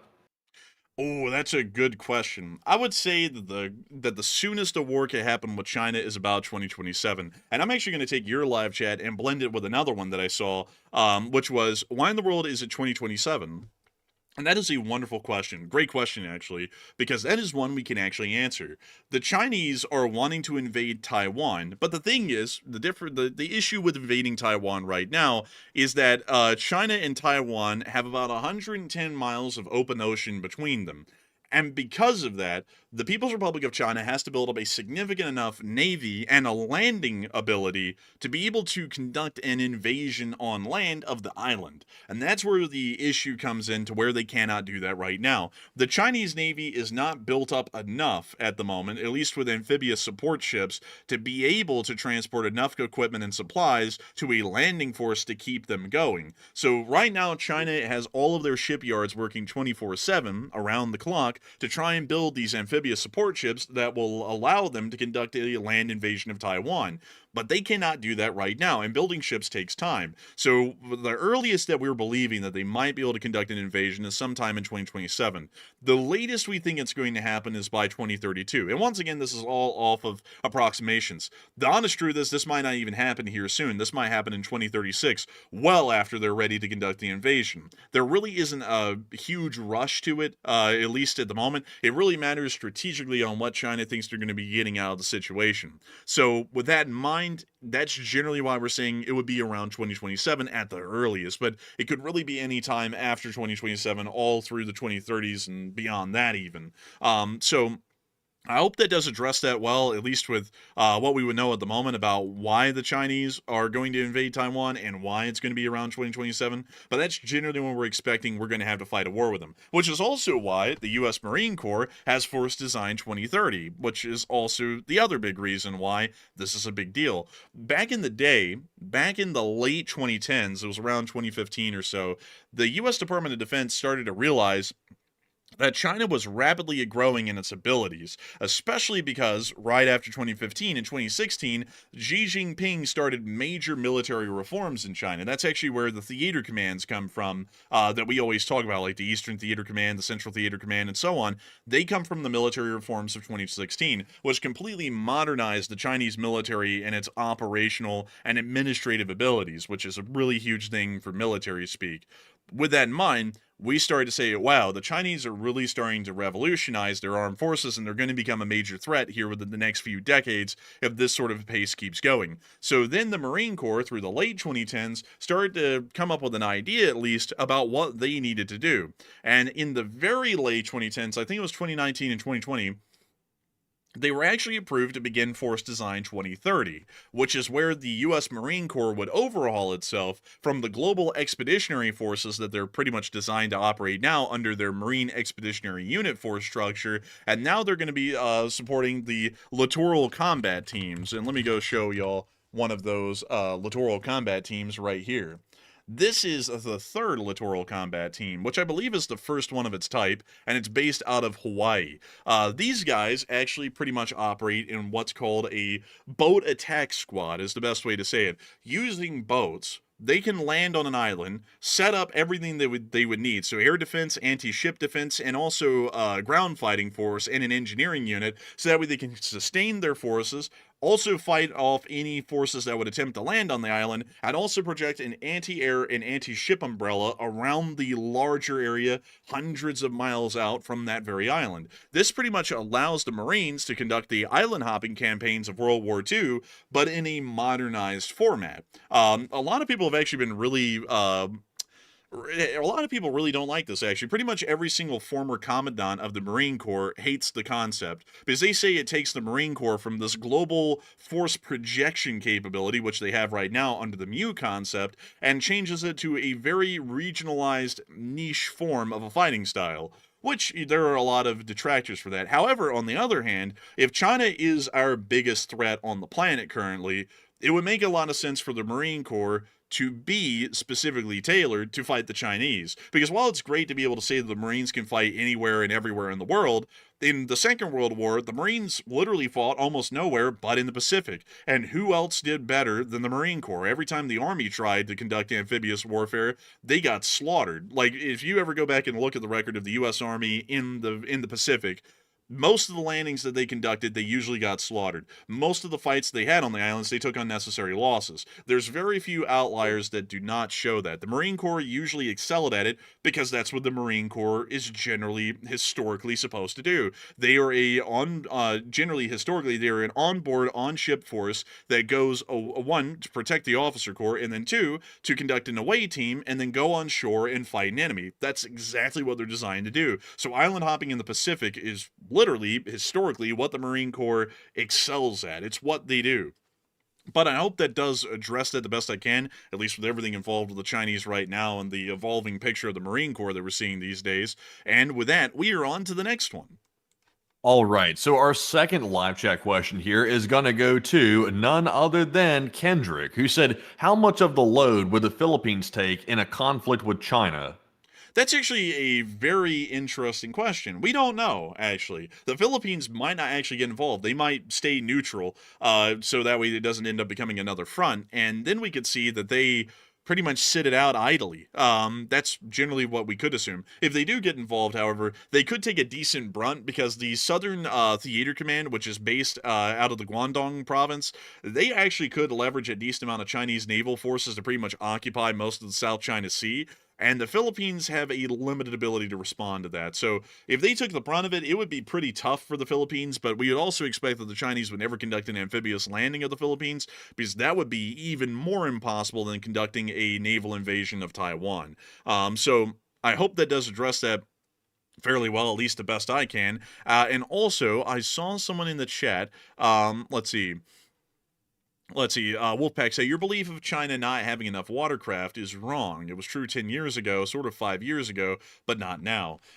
I see what you're saying there, and I'm sure you're talking about the civilian ferries, the multi-purpose ferries, but at the same time, from what we understand, that is still the case, at least at the moment. We are still, if that statement is true, that you're saying that they have enough watercraft, why are most Chinese shipbuilders still building amphibious support vessels? If they had enough of them, they wouldn't be continuing to have those contracts outstanding for those ships to be built. They would stop constructing those ships, and they would start focusing those shipyards on building frigates and destroyers and other forms of usable vessels that will be able to help shield and further insulate and protect any amphibious support groups or landing groups that would be trying to conduct an invasion of Taiwan. Or they would start to divert those resources and materials elsewhere to greatly strengthening the Air Force, or starting to greatly and significantly build up the forces of the People's Liberation Army, Navy, Marine Corps. If that was the case, we would see that Chinese shipbuilders would be decreasing their efforts at rapidly building amphibious support ships, but they're not. So that's clearly showing that they still lack that ability, because in most instances, you generally only build exactly what you need, and then a little bit extra to factor in for losses, attrition, and ships that are undergoing repairs and refit, but you don't build a massive fleet's worth. I think right now, from what we know on satellite picture, there is about 7 amphibious support ships, and they're not small. These are the largest class that they have available that are still under construction in Chinese shipyards, and there would be no purpose in conducting such a significant expense on vessels that would be entirely useless at that point if they had enough watercraft. So I see what you're saying there, but at the same time, our satellite photography of the shipbuilding yards in China shows a completely different picture, that they're still not ready, and they're still racing to build enough amphibious support ships to be ready to conduct an invasion, which still sets them back to around 2027. But with that, we are on to the next one. All right, and our last question of this first question segment is going to go to Shamaran. He said, do y'all think that tensions are going to rise worldwide or subside within the next 12 months? And from my perspective, I would say personally, no matter how much the USA is waffling about supporting our allies in Europe, which is very frustrating to say the least, and I won't get too deep into that. We'll get into that a little bit later. But I would say tensions are likely to rise. There's no indication right now that any of the adversaries in the world are calming down or trying to back off of their war plans. It looks like everybody's still full steam ahead. China is still planning to invade Taiwan. Taiwan's trying to get ready to fortify itself. We're also seeing Russia double down on the war, and and we're seeing Venezuela and the South American countries prepare to get attacked by the United States. And also, the Middle East is an absolute crap show, like it always is, when it comes to wars breaking out pretty much everywhere. So, unfortunately, the tensions are going to rise in the next 12 months, in my personal opinion. I don't think there's any chance that they're going to subside. But Enforcer, what say you? I would have to say that the chances are pretty high that over the next 12 months, tensions are going to continue to rise due to the ongoing attempted nuclearization by Iran, the worsening economic situation in Russia, China's continued efforts to build up a fleet to be able to conduct an amphibious landing in Taiwan, and also the ongoing tensions in the minor parties like the Pakistan-India situation, Thailand and Cambodia, and so on and so forth. It just generally appears that there isn't really a chance to decrease tensions around the world. It appears that tensions are pretty much just dead set at this point at increasing. So that would be my opinion on the matter at the moment. I think that we're pretty much set in seeing a general increase in tensions around the entirety of the world. So with that, I hope that does address that the best we can, at least in my opinion. And with that, it is time for us to move on into the rest of the news for the night, because we still have loads of news to cover throughout the course of this night. So moving us on into the area of the People's Republic of China, we were able to hear a statement from them today that they state that they have irrefutable evidence that the United States carried out cyber attacks on its critical networks. My response is boo-hoo. They've been cyber attacking the United States for years. Now they get attacked once, and they want to cry victim. That's very lame of the Chinese. That's very lame of the Chinese, and I'd have to say that they need to go and sit down and have a hot pot and think about their poor decisions and the actions and consequences that they create. At the same time, we also... Isn't it quite interesting that story comes out from China right after we exposed the fact that they were trying to hack into regional power systems and water systems in America? Right after that story broke and the media showed how deep China was hacking into our systems, now all of a sudden China has this perfect evidence to prove the United States is bullying them and hacking in their systems. That's pathetic. Yeah, it's so stupid. It's like the Russians and the Chinese are endlessly cyber attacking us. We know that for a fact. The FBI puts out multiple statements on that year over year, and multiple different organizations continuously state this is the Chinese, this is the Russians, so on and so forth. As a matter of fact, the U.S. military has specific cyber warfare units that are built around the concept of defending us against the endless cyber attacks that Russia and China is conducting. So it's not myth, it's hardcore fact. We literally have units built around defending us from these endless cyber attacks they're conducting. We conduct supposedly one cyber attack on the Chinese, and now the Chinese are like, oh, this is terrible. It's like, get the hell out of here. It's like, the Chinese have been doing this to us for years. They can take one cyber attack and shoulder it like a man. But anyways, we also got to see a drone test flight that they were conducting today. Also, I thought that was the sound of the drone for a second. That sounded like a pressure washer maybe at the beginning of that clip. But here's the drone flying in its test flight. It's apparently a 42-meter wingspan, or about 120 feet across, which is quite large. And also, we also heard that apparently there has been someone out there has been triggered by the word 120 feet, but we will not get into that specific individual because, they're no diddy. But moving on from that, we also were able to hear down in Taiwan, near to the area of the Chaya Air Base, that they are now setting up anti-drone nets on all routes leading to the air base in southwest Taiwan, once again showing continued war preparedness efforts within the area.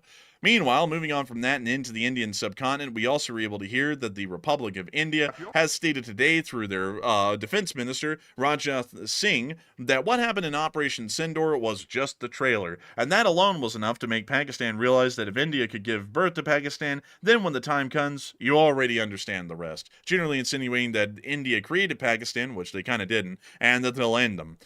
So a little bit interesting with that, and it appears the Indians are still gearing up to try and eventually go to war with the Pakistanis, or to try and kill them all, really, for the large part, from what I can tell at this point, which is kind of messed up when you think about it, because I thought that if I remember correctly, I thought that the Indians were all against genocides, against people. I just got to say this, isn't the entire Indian modern, historical premise built off of the British hated us and tried to genocide us, and so genocide's a bad thing, so their response is, we hate the Pakistanis are terrible people, so we're just going to kill them all? Isn't that the same thing when you think about it? That sounds like the same thing to me.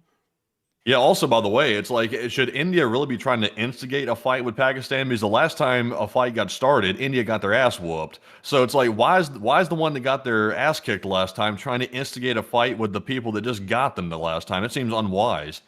Yeah, it seems really unwise and honestly pretty stupid. And I gotta say, folks, it's a little bit like I just gotta say the irony of this stuff is absolutely crazy, at least to me, because if y'all know of the Amritsar massacre and all the other actions that the British conducted in India. When India finally did get its independence in 1948, they stated that what the British did was terrible, treating different peoples wrong, like lesser than you is wrong. You shouldn't genocide folks. So on and so forth. And in the modern day, the Indians are openly insinuating that they will just wipe out the Pakistanis as a people, as a whole. It's like, that's a little bit crazy, honestly. Like, it's like, one, in the modern world, that's just absolutely unheard of, threatening genocide against a whole group of people. And two, it's like, doesn't that go against the whole modern ethos that India built up after its independence? That the sins of the British inside of the colonies, like the British Raj, was wrong, and so they shouldn't do that either, and now that's going completely against the grain. I really do not understand that. But anyways, moving on out of that, we were able to hear that the war between Pakistan and Afghanistan now appears that it might actually be coming to an end, as we were able to hear that Pakistan and Afghanistan have agreed to an immediate ceasefire following talks in Doha, in Qatar, which is also very interesting. This is incredibly interesting, as a matter of fact, because this is one of the umpteenth ceasefires that Qatar has openly been involved as a mediator in negotiating. And I've got to be honest with y'all, folks, this is a position of study, of great intrigue to me, because Qatar is positioning itself, in my honest opinion, folks, of becoming the next Switzerland of the world, at least when it comes to neutrality and diplomatic negotiations.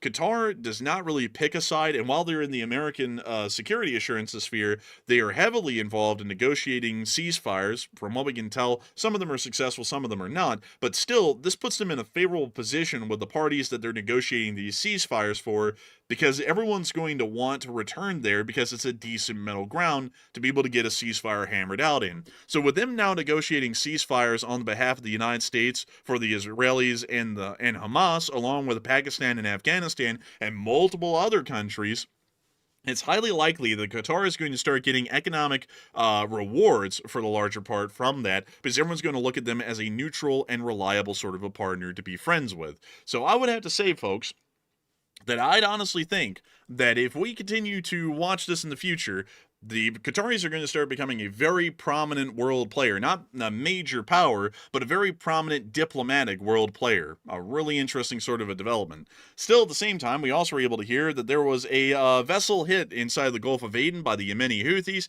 as UK MTO has received a report of an incident 116 nautical miles east of Aden, Yemen. A vessel has been hit by an unknown projectile, resulting with a fire. Authorities are investigating, and the vessels are advised to transit with caution and report any suspicious activity to the UK MTO. So it does appear that there was another attack on a merchant ship within the area, and it appears that the Houthis are returning back to their terroristic attacks on the high seas. We're not really sure if the United States is going to respond to this yet. We haven't heard any statement by the Department of Defense, but we will be waiting to see if we do get one. In the meantime, in Israel, there's been a myriad of wonderful and incredible developments I'm sure many of y'all couldn't have ever seen coming. So let me strap y'all in, because it's one hell of a story.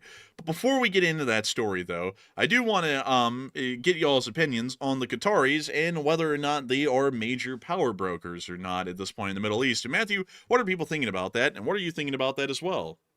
All right. So the big question is Qatar becoming a significant power broker in the Middle East? Because it looks like they are absolutely hammering out some ceasefires left and right, which is a huge change. So 46% said yes, they are becoming a huge asset, while 37% said somewhat, but I don't really trust them. And 8% said no, Qatar has always been powerful. So I would say Qatar has always had influence in the Middle East, but their influence is dramatically rising and over just the last few months alone. So because so far they helped to broker the Gaza-Israel ceasefire, which was a huge one. That was a mega one right there. And Qatar was right in the middle of it. And the U.S. was using the Qatari negotiators to get through to these forces, these terrorist forces inside of Gaza, and to basically broker the entire ceasefire. So that was a feat. Like, as much as I think it's not really going to hold up, it was a feat to even get that done in the first place. We're now seeing as well they're brokering ceasefires between other major powers, and it looks like this is becoming very, very common. So I'm actually with the 46%. I think they're becoming a huge asset.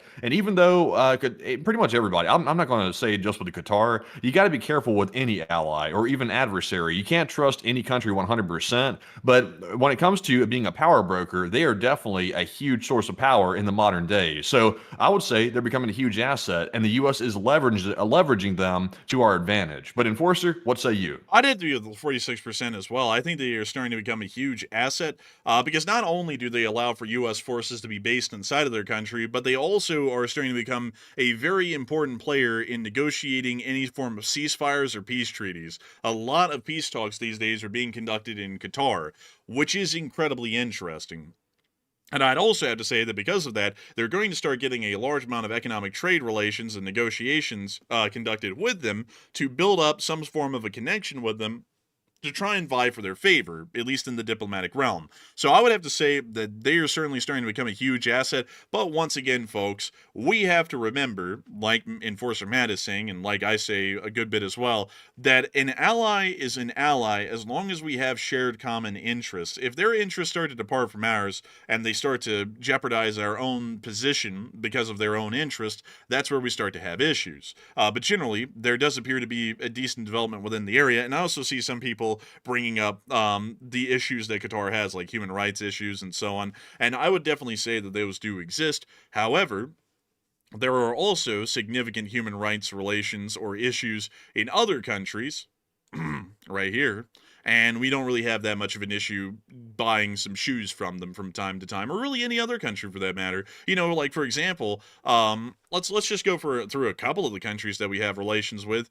In Vietnam, most enterprises are operated by the state. In India, they have an entire cultural system that has a group of people at the bottom called the untouchables that truly, literally cannot progress rather than living in landfills for most of their life. That seems to be a human rights concern to me. In China, there's also a decent amount of human rights concerns. In Japan, they have what's considered to be incredibly inhumane prisons. Whether or not you agree with that, that's up to you, but that's a pretty decent gripe that some people have about Japan. In South Korea, you have the chaebols, which pretty much run the government as some form of a oligarchy for the large part within the country. Let's see, where else? Oh yeah, in Saudi Arabia, there's huge human rights issues. In Kuwait, there's significant human rights issues. In some other countries within the Middle East, there are also some issues that concern human rights and other topics, along with Syria, which is being run by a literal former member of Al-Qaeda. And let's see, the list goes on and on. You could really come up with an issue on any one of the countries. You could even come up with issues on the United States. You know, you could say that the United States is conducting an illegal war on Venezuela if you wanted to, and you could come up with a million other things to try and say that you ought to have no relations with any country. But beyond that, one thing is clear, at least in diplomatic and foreign policy plays, they are starting to become a major player, whether people like their domestic internal situation or not. So I would have to say I'm with the 46% for sure on that. They are starting to become a significant asset to the United States. But moving on from that and on out of that area and on into Israel, it's time for me to get y'all into the big one. 3 days after the ceasefire was made with Hamas and Israel, Hamas attacked an Israeli Defense Force checkpoint in Rafah. Would you believe it? It's crazy. An explosion hit an IDF engineering vehicle in Rafah, suspected anti-tank fire or an explosive per Channel 14. Not long after, the Israelis started to crater Rafah again. We were able to see one of the explosions here in the distance, in the destroyed rubble of Rafah, and we also were able to see a clip of these airstrikes as well from inside of Rafah.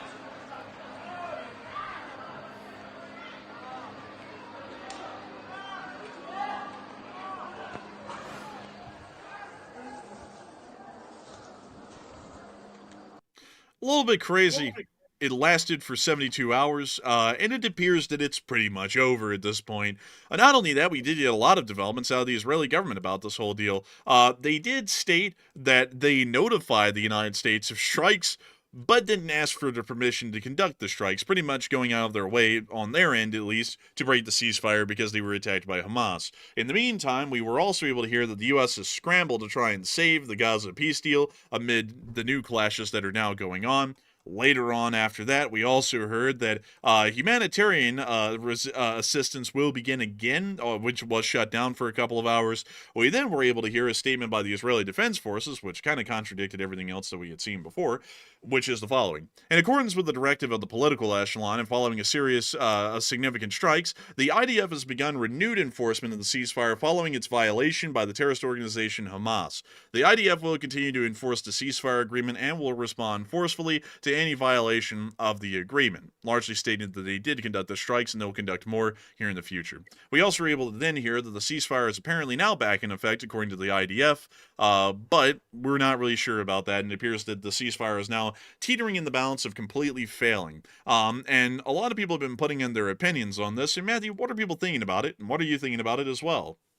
All right, so it's a very tricky situation. First of all, the U.S. wants this ceasefire to work. They went through a lot of effort to get Qatar to negotiate the situation, so the U.S. is very invested in making sure that both Israel and the Gazan forces adhere to the ceasefire. But right now we're seeing that allegedly, some of the forces, I think it was Hamas or one of those groups, allegedly struck into Israel or struck some Israeli forces, and then Israel decided to open fire with their missiles into Gaza yet again, and then they stopped after the U.S. pressured them to back off. So the ceasefire is technically back into effect, but it was also violated at the same time by both sides. It's not really clear. But what are your thoughts about that? 56% said Israel was simply responding to aggression and they were justified, while 29% said Israel was going overboard on this, and 8% said I can see both sides on this issue. So I'll be honest, on this one, it's a little bit tricky because, in my personal opinion, it seems like Israel wants to really finish the job and they're being forced into the ceasefire by U.S. officials, and the Israelis are not very happy about that. But at the same time, though, they do have a ceasefire in effect, and both sides should be adhering to it.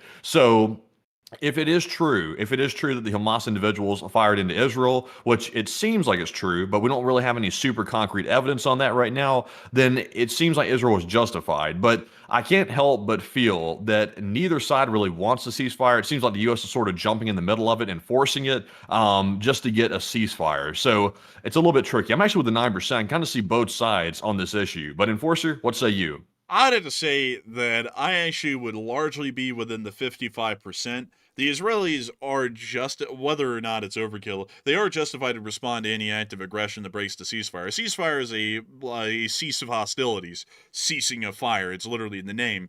If the Hamas forces conduct an attack on an IDF position and end up killing some of their members, we hear that the number's somewhere in between 2 to 6 at this point, that is a breaking of the ceasefire outright. It's a blatant violation of it. So at that point, it's really up to the Israelis, however they want to respond, they'll respond. So I actually would say that they're justified largely in this response. You really, like the thing is, folks, you really cannot tell someone how to respond. Like, for example, if your house is broken into and you want to whip out the 4-bore and blast away the home invader, generally in most states, that would be supported. Because, at that point, someone's broken into your house. The castle doctrine gives you the right to defend your house however you like from this home invader or this suspected armed person that just went in your house. It's kind of the similar principle with a ceasefire or any armed action for that matter. If someone attacks you, you kind of get to set the tempo of how you respond. And that could include anything up to just firing a couple of warning shots at them with a small arms rifle, all the way up to a 2,000-pound JDAM slamming down on top of them. You really get to decide how you respond. So I would have to say the Israelis were justified in this response. If the Hamas forces did break the ceasefire, which it seems everyone's generally along those lines that they must have, then the response seems appropriate.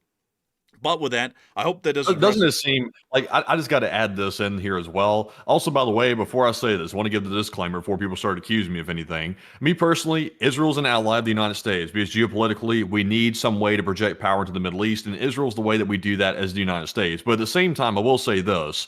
Israel does not really seem to want this ceasefire. Like to me, in my personal opinion, it seems like Israel would prefer to fight, and I can understand why they would think that because Israel believes that until these terrorist forces are completely wiped out, literally to the ground level, like nothing is left of these forces, then they believe it's impossible to have peace. But at the same time, though, it's almost impossible to completely wipe out the terror forces. Just from a logistical standpoint and a military standpoint, it is extremely hard hard to wipe out an ideology that is widespread and dysfunctional as these terror groups are, and also pretty much decentralized. So it's a little bit tricky because it seems like even though peace would be the better solution in the Middle East, none of these forces in the Middle East, obviously the terrorists literally live to attack people and to hurt people. That's their whole existence. And then Israel wants to keep fighting no matter what the case is. So it seems like at some point the U.S. should simply say that we're going to have to let them fight it out instead of trying to jump in the middle of it. The U.S. is so anxious to jump in the middle of everything these days and put a stop to it, even if it makes sense or not. They just want to jump right in the middle of it. So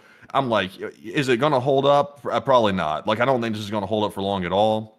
Because neither side wants to really end it, like neither side does. So, if they want to fight, let them fight. That's my motto at this point. Who are we as the United States to jump in and simply cause chaos while both sides want to take each other out? That's just my opinion. I'm not going to lie, folks. He's right. I mean, like, the Israelis certainly didn't want the ceasefire. Hamas didn't either. If you followed along the diplomatic developments, and we covered them on the channel, we practically forced the Israelis into the ceasefire so that way we could say that another peace was negotiated because of the United States, so that way we can get another little laurel of victory, at least for a week, until it broke apart like it did, and then we could go on to get a Nobel or something. That was the general idea here.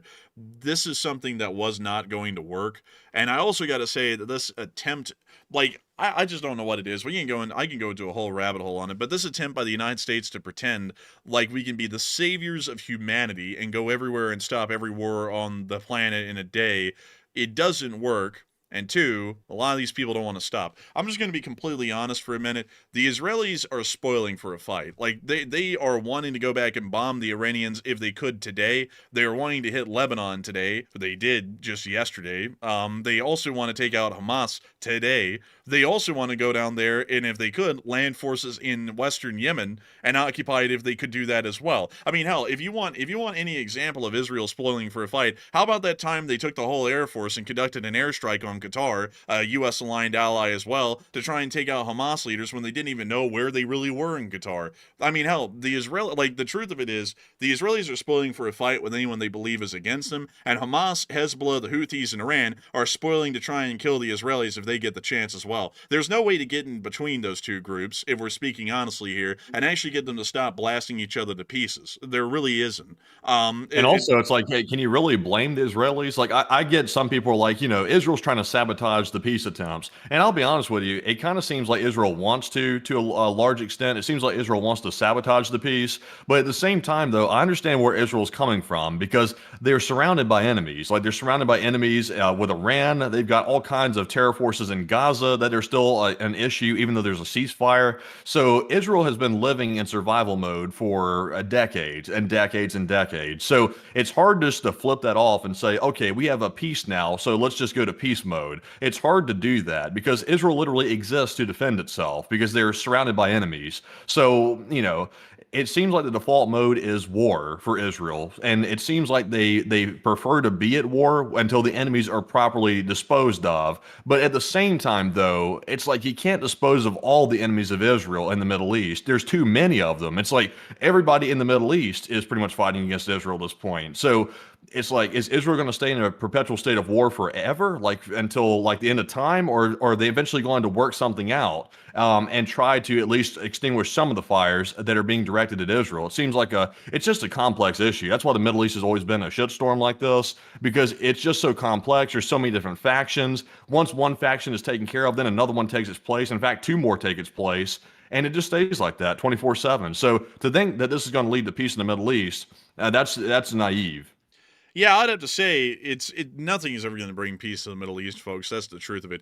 And also, I saw someone say, "Will the two-state solution work?" No, a one-state solution won't work, and a two-state solution won't work. I can tell you why. A one-state solution requires forcibly disposing of people from one of these areas. So if you choose that Palestine's the state, you've got to take all the Israelis and you got to kick them out. That's not going to go well. And then if you go, this whole thing's going to be Israel, you got to kick all the Palestinians out, and that isn't going to go well. If you sit there and say, let's have a two-state solution, the Israelis are going to continue to generally insinuate that the Palestinians are dangerous and they should be gone. So that won't work. And then the Palestinians on the flip side are going to say the Israelis are evil bastards and we want to kill them all. And they'll keep it going endlessly as far as armed conflict against the Israelis until the end of time, as long as they can. There really is no way to fix the whole thing. Like there literally is no way to fix this. It's just going to keep on coming up. You can try and put out the fires and keep them out for a while, but there is no way to put out this fire permanently. Like that's something that will never happen. That's just the truth of it. It sounds bleak and it sounds grim, but this is just the fact of life in this region. Most countries around Israel are generally not hostile to them. Egypt isn't, Jordan isn't. Jordan actually helped defend them. Syria seems to be indifferent to them. Lebanon's really the only one I could argue is hostile towards them because Hezbollah largely runs the government in Lebanon.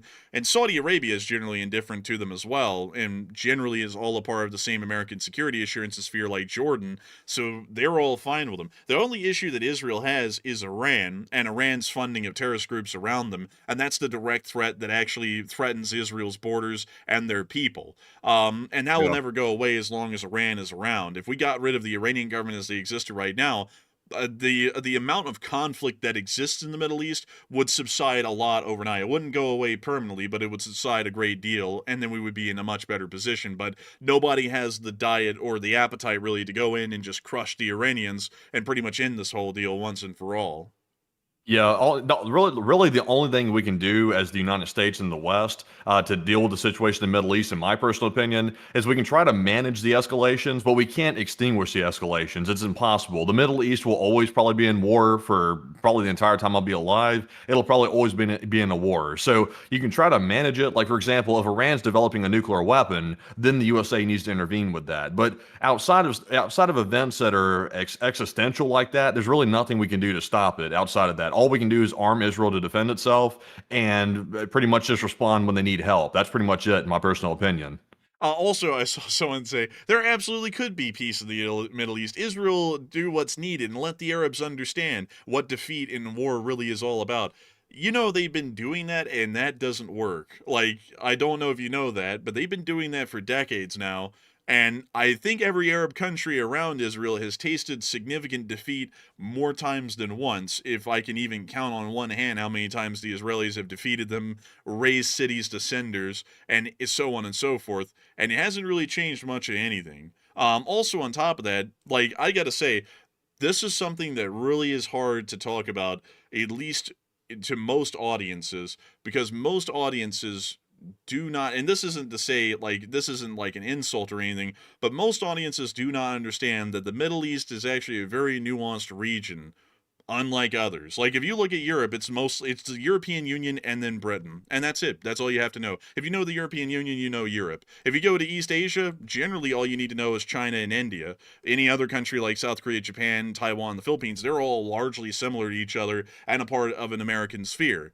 If you look at the Middle East, however, there are loads of countries in this region that are very different from each other, from country to country, religiously, ideologically, governmentally, all very different from each other. A lot of these countries in the Middle East are actually America's allies, which is something that a lot of people don't weigh into the picture. Why should the Israelis go and kick Jordan's ass when Jordan is an American ally? Why would that make sense? Why would they go and beat Saudi Arabia's ass when Saudi Arabia is a major ally of the United States, or Qatar, or Bahrain, or Oman, or the UAE, or Kuwait, or Iraq? I mean, if you look at the whole region, there's hardly anyone that is actually gunning for the Israelis rather than Hezbollah, Hamas, and the Houthis, and they're all funded by the Islamic Revolutionary Guard Corps, which is Iran. So really the only problem that exists in the Middle East is the Iranians. That's it. I mean, if you really break it down, at this point, it's just Iran. If you got rid of Iran, everything's gone. Because the groups inside the Middle East, and this is, I think, what confuses people, there's multiple names for them: Hamas, Hezbollah, and Houthis. If we really boiled that all away, those are pretty much just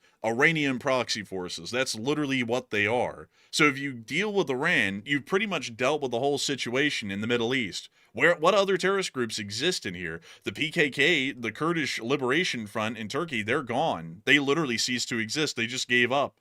Inside of Syria, there's some ISIS cells, but they're generally being dealt with slowly yet surely, and they hardly have a following. In Iraq, there is the al-Nusra, But that's once again Iranian. That's funded by Iran. In Saudi Arabia, there are no terrorist forces. In Yemen, there's the Houthis, and once again, they're funded by Iran. So once again, an Iranian proxy force. Literally, the whole region largely is either American-lined, indifferent, or at least peaceful, except for the parts that have any money that flows through them from Iran. Those are the only parts of the region that are in any form of a war. So it's not like the Israelis are not fighting the whole world in this area. Like, I don't know why that's the myth that persists. And I also have to say, I don't really know why the Israelis paint it that way, because it's like ultimate it's like the ultimate sort of a fight against the world mindset, like they're at war with everyone in the world, when in reality they're just at war with the people that Iran are paying to be at war with Israel, which is hardly Now, any. I personally think that the Israelis are painting it properly because those groups that are funded by Iran, they would exist without Iran. Now, of course, they would be a lot more subdued because they need that funding from Iran to keep their equipment flowing and their ammunition in the guns. But those groups would exist. You can't extinguish that ideology by simply defeating Iran. I don't think that's the case. And these groups operate independently, like, for example, inside of Lebanon, inside of Syria, inside of Iraq, inside of Yemen. I mean, these groups are all over the place and they're decentralized. So while they may get their money flow currently from Iran, I think they'd find a new money flow if they needed to find it, because there's a ton of people that would love to keep those groups running, like, for example, Russia, to keep chaos in the Middle East. It's in their interest to do that. And I just don't think dealing with Iran would solve the problem to a certain extent, but it wouldn't extinguish the problem. And it would still leave Israel trying to fight against these groups all over the Middle East. But think about it, though. In any other historical period, and I just saw someone bring it up, they were like, man, the Middle East in the 1970s was the bomb. Like, not pun intended. But they were great. It was peaceful. It was economically successful in pretty much every region in the continent. Well, not the continent, but the subcontinent. And it was good. And think about this, folks. What happened at the end of the 70s? The fall of the Shah and the rise of the Islamic Republic of Iran. Since then, the region has been highly destabilized. If you trace everything wrong with the Middle East back to one root cause, it is Iran. If you dealt with Iran, the whole thing is dealt with. That actually probably would be peace in the Middle East at that point, is if you got rid of Iran. Because sure, these people can hate the Israelis, like Hezbollah, Hamas. Where did they get the guns from? I don't really, and I would be honest with you, I don't know if the Russians would be that apt to support these groups, because they didn't really support them at all, even in the 80s, when they could have, because they didn't like Israel back then. They didn't really like the U.S. being in the Middle East as heavily as we were, and they never went to supporting any of these groups when they were just popping up, when the Iranians started funding them. China's supporting them. Look at that. Like, even if Russia didn't support them, China's supporting them. China is feeding targeting data from their satellites straight to the Yemeni rebels, so that we can target vessels and also target our allies in the Middle East. So if they're doing that, imagine what else they're doing that we don't hear about. There's probably a lot. That's possible. Yeah, that actually is possible. But I would have to say, honestly, folks, in my opinion, if we took care of Iran, not only does the nuclear threat from the region disappear entirely, but also the continued acts of terror in the region that are funded mostly by Iran would mostly disappear overnight as well. At least in my opinion. But with that, we are going to be moving on out of this news that we've gotten out of this region and on up into Europe. We were able to hear a little bit of European news. Munich airport is shut down due to drone activity again. Unfortunate, but that seems to be normal these days. We also were able to hear that Belarus is continuing to resupply the Russians, as a Belarusian rail line has delivered 70 train loads of ammunition to Russia in less than 2 weeks in September, which is quite a large amount. We believe that that's somewhere in between 55,000 and 83,000 artillery shells, so a very large amount. We've also been able to hear inside the Russian Federation that Al-Jilani has actually met with Putin, and apparently there was no agreement made, according to the Moscow Times. No agreement was reached on the future fate of the two Russian military bases in Tartus and Imminent, and the agreements concluded with Assad are currently suspended. So it appears that the Russians are still on the course, at least eventually, to be kicked out of Syria, which is a good thing. Meanwhile, we also were able to hear that the Russians are starting to deal with a large number of desertions. Over 25,000 Russian soldiers deserted from a single military district in 9 months. Over 30 were executed for refusing orders, showing Moscow is now executing large amounts of deserters to maintain discipline. Very rarely in history, at least in modern history and especially in American history, have deserters ever been executed. It's actually extremely rare. And that's something crazy. A lot of people usually think that the execution of deserters is a very common thing, but it's the fear of an execution of desertion that is highly common. The reality is that the United States, historically, has never executed hardly anyone for desertion. And in the Second World War, out of, I think, even in Vietnam, out of the tens of thousands of people who did desert, only one was executed, and that was in the Second World War during the Battle of the Bulge to prove an example, and that was the only reason it was done. Beyond that, the Russians have now executed just within 9 months 30 people. That's a wildly high number, especially for the punishment or the, I guess you could say the crime of desertion would be the best way to put it. But moving on through the rest of Russia, we've also been able to see that the Tambov airspace was closed. It had the carpet plan rolled over it. And in Novokubashevsk, we also got to see that another refinery has been hit heavily. And we were able to see that in this clip right here. Да, опять прилетело. Oh, bled, look at that. Oh, bled. Oh, and it is burning good, too. That's a bonfire.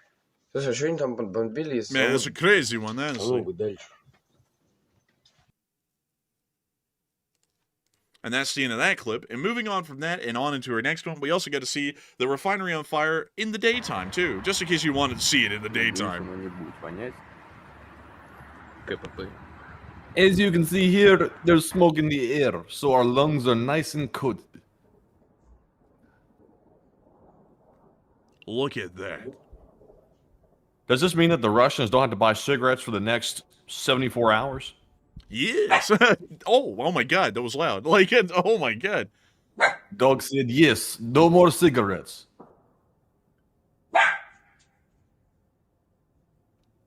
Now, that dog was kind of like a little barking a little, you know?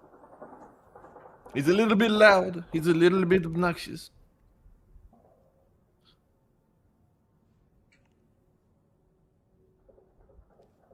This is a fire indeed.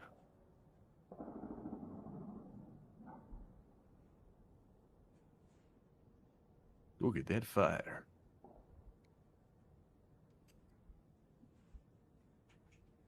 Someone said, is that a FPS or Russia speaking? No.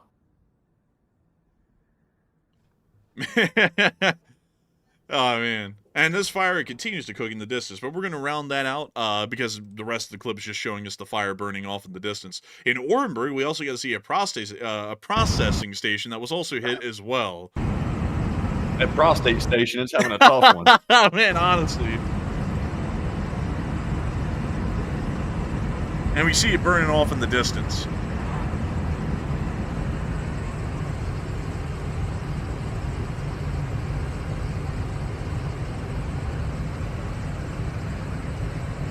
Вон, видишь? Пизда нахуй. Ебанулся, бля. But that's the end of that clip. And moving on from that and further on up and into the area of Berezhniki, we also get to see a substation on fire within this area. Oh, look, the police are here. It's the police. I can't believe it. The police respond to a substation fire. They said, arrest that substation now. Go on, officer. Search my electro subconductors in Batty. Or something like that. Oh, man. But that thing is cooking. Holy moly.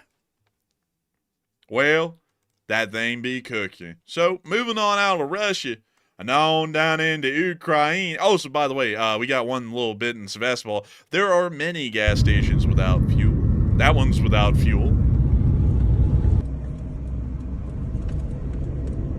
They still haven't solved that. It's kind of crazy they haven't solved that yet. Like, not even a mere inkling of them solving the gas crisis. It's wild. Not at all. Not at all. There is no way to fix this, Blade. So many of them without gas. It's a shame, honestly. It's a shame, Blade.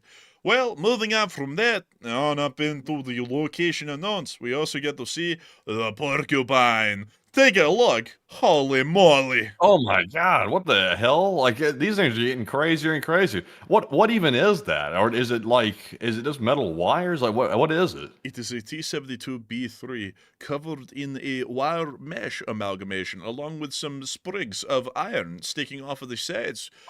Is that a tank mine? Yeah, it is a TM62 anti-tank mine. And they also have one on the engine bay, too. Why the hell would they like put that there? Isn't that like literally loading it up for a detonation? No, Matthew. You see, this is for the self-destruct button. It's just that it unfortunately can be offset by a Ukrainian drone attack and unfortunately set it off a little bit too quickly, Blade.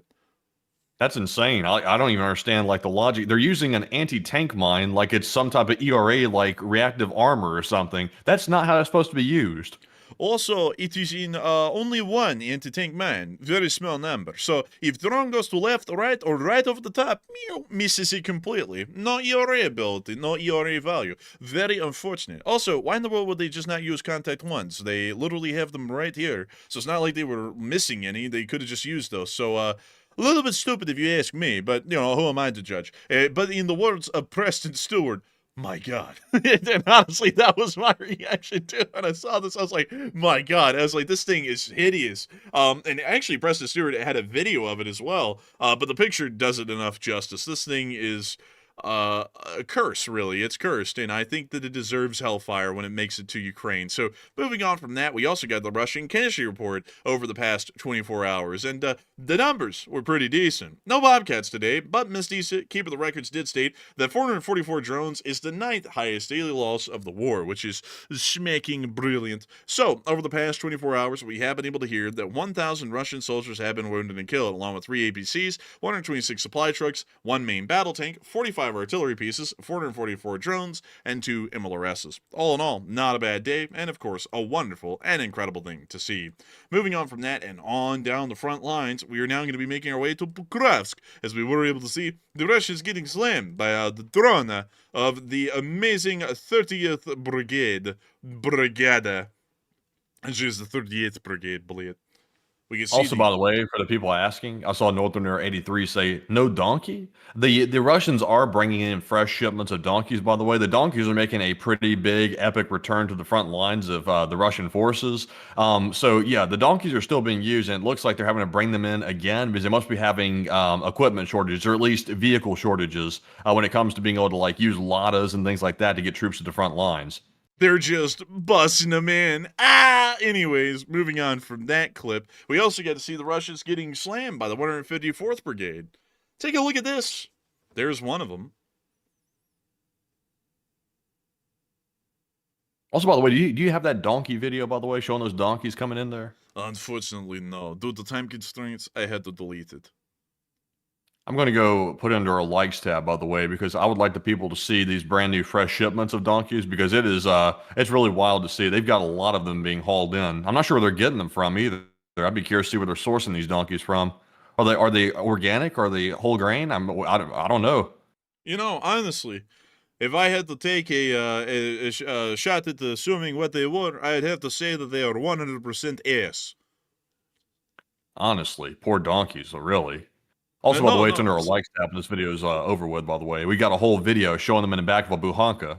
Oh, no, I'm not saying that the donkeys are like asses and qualitatively they are ass. I mean, they are asses and they are ass, like donkey, you know, jackass, you know, kind of deal like that, you know. It's that sort of a deal. But beyond that, moving on into our likes tab, we did good to see the return of Donkey Blade. Look at that. A lot of them. They seem very chill. Rumor has it they source these asses straight out of the Kremlin. Man, that's Lavrov's cousin. It's Lavrov. Oh my god. Oh my god. Hello there.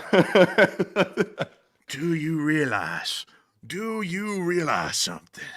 If the health department of Tambov County finds out about this video, they're going to condemn our trailer and we're going to have to move out of it? Man, that's what this guy's about to say right here. But beyond that, I'm not going to lie. That was a real jump scare. We just went from seeing these cute little donkeys to this guy. I'm not going to lie. Man, I'm not going to lie. I don't know if I'm gonna make the job. I don't want to be that cruel. I don't want to be that. Do you think this guy's ever gone to the dentist? No. No, absolutely not. I'm sorry.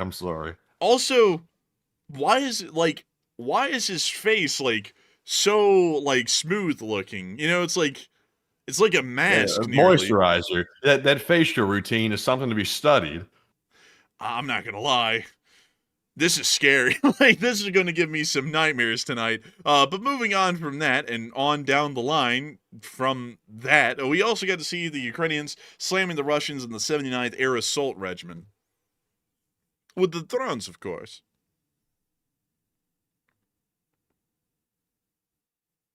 Man, I'll tell you what. I bet he got how to make a YouTube channel. You see, you put the lotion on the skin. It puts its lotion on its skin. It's like something like that. Oh man, I could have sworn I saw him in a movie or a documentary, more like a nightmare documentary.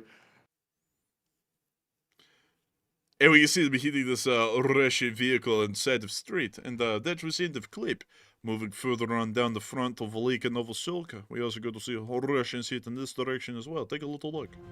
Oh, we're gonna mute that. They got the adventure music playing, copyright free, but not copyright free for us.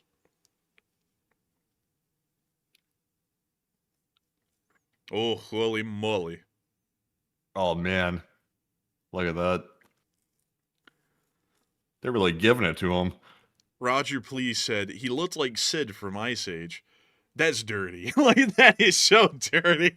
Well, that's right. I mean, that's true. You're not wrong, but still, that's criminal. Officer, he's right here. Like, he's right here, officer. The guy who made that roast, he's right here. It puts the lotion on his skin. Put the lotion in a freaking basket. Man, that guy, he puts the lotion on its skin or else it gets the hose again. Put the damn lotion in the basket, man. That's like, man, shoot. It's like, calm down, officer. Calm down. Guy was quick to anger, explosive anger. They say that fellow in the movie. That is, I don't know about our fellow that was in the video that we just saw. Like, he may be a nice guy. He may be a guy that just enjoys a nice facial routine. He may be a fellow that just doesn't mind, not visiting the dentist or something like that. I don't know. I don't know anything about the man. I don't know. You know what that serial killer dude in that movie, Silence of the Lambs, the one we're talking about, and also a dude who's with his girlfriend at Bed Bath & Beyond have in common? What? They are both yelling, put the damn lotion in the basket, man, honestly. Oh. But anyways, some good news for today. We were able to hear that a ceasefire was accepted between the two sides, the Russians and the Ukrainians, and they are now reconnecting the power lines to the Zaporizhzhia nuclear power plant. So we have been able to avoid, at least from what we know right now, a nuclear meltdown at the Zaporizhzhia nuclear power plant. So the crisis was averted, which is great to hear. Moving on out of that, however, and on down the way, and on up into Kyiv. Before we get to that, though, we have been able to hear that report. Oh, by the way, actually, I forgot. We have some news in Washington that we have to cover here. But before we get to all that, the reports say that 25,000 Russian troops deserted in 9 months from a single military district. And, Matthew, what are people thinking about that? And what are you thinking about it as well? All right, so that's a lot of troops deserting out of the Russian military. That's definitely not a normal, nor is it a small number either. So something is clearly wrong, and it doesn't take too far to figure that out, what the truth really is. The Russian troops get treated really, really poorly. They're thrown into a meat grinder, and their average survival time is about 2 weeks. So are we really shocked that the Russian troops are deserting? Not really. But what are your thoughts about that? 68% said the Russian soldiers are now tired of fighting, while 16% said Russian soldiers always do this. It's not new. And 11% said it seems like propaganda numbers.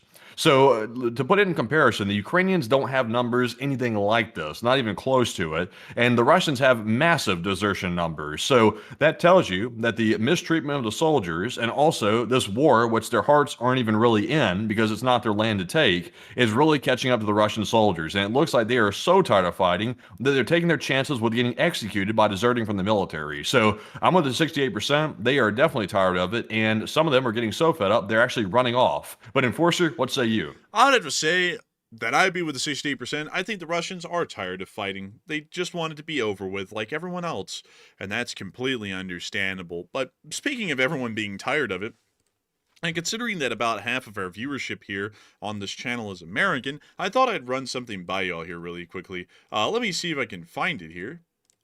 Oh, here we go. Oh, here it is. I cannot show the clip, but I can tell y'all what was said. The White House press secretary has complained And I just want to run this complaint by the American public here to just ask y'all, since we have a lot of y'all here on air, that America is losing patience with the war in Ukraine. And for that reason, the Ukrainians need to round this whole thing out. I just want to ask y'all, considering that a lot of Americans are here right now, and I generally do have a decent understanding that we have a half and half political leaning on this channel. Half of y'all are most likely leaning left, and half of y'all are most likely leaning right. So we have pretty much the run-of-the-mill of the American public here, from all political aisles. Are y'all tired of the war, or are y'all not? Do y'all think it should end, or do y'all think it should keep going until an amicable solution can be reached that isn't just screwing the Ukrainians over to end the whole damn thing? So what are y'all thinking about it? I'll let y'all say that in the chat, and then we'll circle back and see what all y'all are saying here. But moving on from that, we also were able to hear that apparently there's been a new turnaround on the whole situation with Ukraine, as now the president has declined to provide Tomahawk missiles for Ukraine's use, and mused about giving security guarantees to both Ukraine and Russia, according to sources that were speaking to Reuters. We also have been able to hear that apparently, at least according to some from a Financial Times report, the president called on Zelensky to accept Russia's terms to end the war. Whatever they are, generally just accept them. In the meantime, we also were able to hear that generally a lot of people are talking about the war, and it appears that we're getting some interesting inputs. And Matthew, what are you seeing in the chat right now?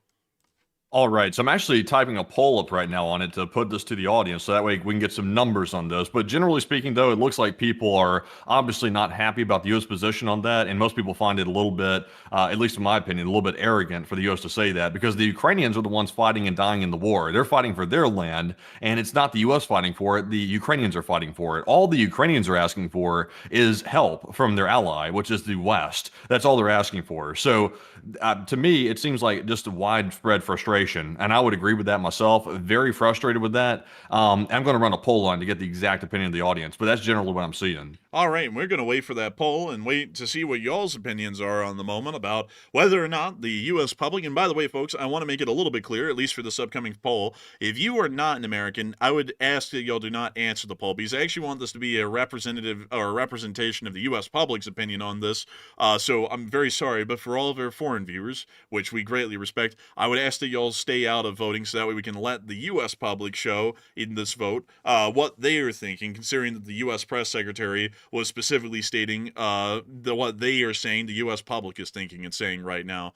So with that, we will wait to see what all of y'all come up with. Also, by the way, if you are from another country, don't worry, you can vote. It's just that I generally would like to see, as raw as we can, what the U.S. public is thinking specifically. But it is a little late. So Eugene says, is it a little late now? Yeah, it was a little late to say that. But I just want to see if we can get as clear an answer as what the U.S. public is thinking on this right now. But it's okay, folks. If you, I see some people saying, sorry, if you're from a foreign country, it's fine to answer it. Like I was just saying that to see if we could get a clear vote from the Americans, but if you're from a foreign country, you can also weigh in as well. It doesn't really matter. But anyways, moving on from that and on into Ukraine, while y'all are answering that poll, we are going to actually run the speech from the president of Ukraine, which is back in Ukraine today and did make a nice and wonderful speech. And so, without further ado, here is the speech.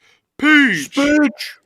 Бажаю здоров'я, шановні українці і українки. Сьогодні вже були доповіді військових, доповіді Служби безпеки, ситуація на фронті, зокрема Покровський напрямок, сусідні райони, також Куп'янськ, прикордоння Харківщини та Сумщини, Запорізька область.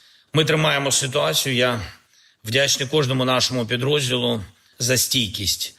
Готуємо певні наші кроки на фронті та відповідаємо росіянам на кожен їхній удар. Ми говорили з головкомом Олександром Сирським, в тому числі щодо нашої далекобійності, є збільшення і по відстані, і по влучності наших далекобійних санкцій проти Росії. Фактично кожні день-два є ураження російської нафтопереробки, і це працює на повернення Росії до реальності. Також я хочу відзначити за результати цими тижнями наших воїнів з 13-ї бригади оперативного призначення Національної гвардії, 92-ї окремої штурмової бригади. Обидві бригади знищують окупанта на Куп'янському напрямку. Також саме там є результати у 127-ї окремої важкої механізованої бригади, підрозділів Сил спеціальних операцій, Служби безпеки України та Військової служби правопорядку. Дякую всім вам, воїни. Працюємо з партнерами в Європі, щоб розширити програму Pearl і збільшувати закупівлі американської зброї. Зокрема, це ППО та деякі засоби нашої далекобійності. Наступного тижня ми будемо говорити з партнерами в Європі щодо нових внесків у програму Pearl. Також ми готуємо дуже важливі наші домовленості з деякими країнами щодо зброї та оборонних технологій. Буде розширення наших можливостей. Команда Офісу зараз фіналізує одну угоду, яку ми вже кілька місяців готуємо. Я хочу також подякувати прем'єр-міністру України Юлії Свериденко, всій команді, що працює з партнерами по газу для України, по енергетичній підтримці. Сьогодні були доповіді щодо цього. Є вагомі результати і в Америці, і також зі Словаччиною. По енергетиці у нас спільне бачення також з нашими іншими партнерами. В Європі має бути 0 російських енергоресурсів, і сигнали з Америки чіткі. Зараз вони готові поставити в Європу стільки газу і нафти, скільки потрібно, щоб замістити російські постачання.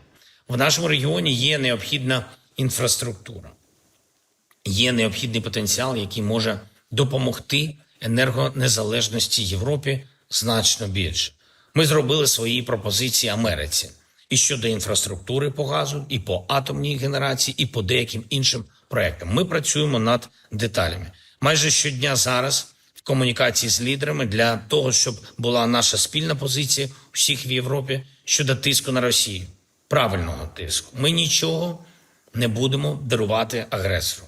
Нічого їм не забудемо. Ми чітко бачимо, що ця Росія є довготривалою загрозою. Отже, нам в Європі потрібна довготривала співпраця та реальні результати і в короткій перспективі, і більш далекоглядно, щоб люди могли жити.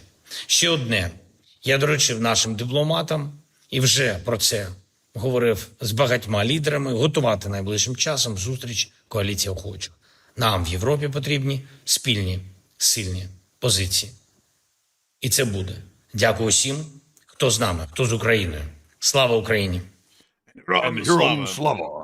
And with that, that is the end of the speech from President Volodymyr Zelensky here on day 1,334 of the World News. And that's going to be moving us on to the second segment of this stream, where we get to talk to each and every single one of y'all. But before we get on into that, we actually do have to address that poll that we started to run right before the speech from Zelensky. And so, Matthew, what are people thinking about that? All right, so this is a very contentious topic right now, and the question says in the poll, U.S. leaders allegedly told Zelensky to accept Putin's terms or Russia would destroy Ukraine, and what are your thoughts about that? So 39% said the U.S. is merely pressuring for peace, and that's all it is, while 30% said the U.S. plans on abandoning Ukraine soon if they don't accept, and 23% said it sounds like public posturing only, just for appearance's sake. So to me, this one's a little bit tricky, because the U.S. has had a history at this point throughout the year of flip-flopping their positions on foreign policy very, very rapidly and very often. So it has some people worried that maybe the U.S. is planning on abandoning or pressuring or maybe withholding aid to make Zelensky agree to end the war, so that way the U.S. can claim another victory in negotiations. So I would say personally, I believe the U.S. is only pressuring for peace. They're probably only saying these things in the hope that Zelensky will be naive enough to accept it. And I'm trying not to insult Zelensky here, because I'm trying to say this as politically correct as possible. But I think they're hoping Zelensky will accept it blindly, but Zelensky is not naive like that. Zelensky knows better, and obviously he said in his speech that he is not giving up any part of Ukraine, and that's not happening, which is the right position to take. I just wish the U.S. would adhere to that and actually help Zelensky in standing steadfast against Russia and not pressure Zelensky into giving up land to appease a dictator, which is Vladimir Putin. And that's my hope. I'm hoping the U.S. will come around for that, but I really doubt that's ever going to happen. I think the U.S. position is going to keep flip-flopping like this, and it's just going to keep going on. So I'm with the 38%. I don't think the U.S. is going to abandon Ukraine again, but they are definitely going to keep pressuring Zelensky, despite if it's in Ukraine's good interest or not. But Enforcer, what say you? I'd have to go with the 38% as well. It seems like the U.S. is just trying to pressure peace, and we have to circle back around to saying what we've been saying for months now, and it continues to show through true every single time. The U.S. in the current situation is negotiating incredibly cheap ceasefires. They are very crappy, and they hardly stand up to scrutiny. I mean, that's just really the truth of it. I mean, look at the one that we just negotiated between Israel and Hamas. It literally broke apart in 72 hours. That's not a good running track record.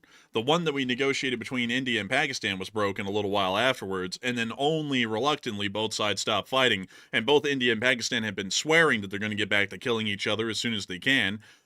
In between Thailand and Cambodia, they've also made it quite clear they're going to get back to killing each other as soon as they can. And the Cambodians, according to the Thai, have broken the ceasefire already, and just by their own volition, they didn't respond with the full force of their armed forces to start wiping out Cambodia again if they could. Every single ceasefire that we've seen so far that's been negotiated, it's gone poorly, and that's not even to remember all of the ceasefires that the President of the United States started within the first months of his administration in Ukraine, between Ukraine and Russia. I don't even know if y'all remember all of those because they were so short-lived, but I think you'll remember it, Matthew. I think we negotiated and started something about 5 ceasefires between Ukraine and Russia, and all of them were broken by the Russians within the first few hours after they were agreed on. I remember something like that. They were like limited ceasefires. They were ceasefires only in a certain small limited aspect. They weren't total ceasefires, obviously. I'll be honest with you. There's been so much chaos between Ukraine, Russia, and the United States trying to broker a ceasefire. It's hard to even remember the details of it because it's been such chaos. So I recall something vaguely like that, but that was a long time. And honestly, like it's been less than a year, but it feels like it's been ages because of the chaos going on. Oh yeah, but to recap them, this is probably what you're remembering, but you might not remember it completely. The air and sea ceasefires that were supposed to last for 30 days, and every single one of them was broken, or the stopping of attacks on energy infrastructure, and literally 2 hours later, the Russians slammed a drone into the Kramatorsk power station. And the Slavyansk thermal power plant. Those sorts of incidents. There has been so many of these ceasefires. It's been unreal. Most people can't even remember all of them. Even Matthew, who's been here with me while we've been covering this every night, he's even struggling to remember them because there's been so damn many of them that it feels like that was an eon ago when they happened. But all of them failed. Every single one of these ceasefires has failed, and that's not to sit there, folks. Before some people take it this way, that we're trying to bash the president. All I'm saying is that the premise of going around and pretending like I don't know what it is, but like he is the almighty bringer of peace. This is obviously a flawed mindset. It doesn't work. It hasn't worked anywhere. And so it's a little bit silly to keep going around and keep pretending like we can just force pieces everywhere and that they're going to work. For what aim? Like, what's even the aim behind all this? Because it doesn't end up achieving anything. The wars just start up again anyways. So it's not even like they do anything in real practice.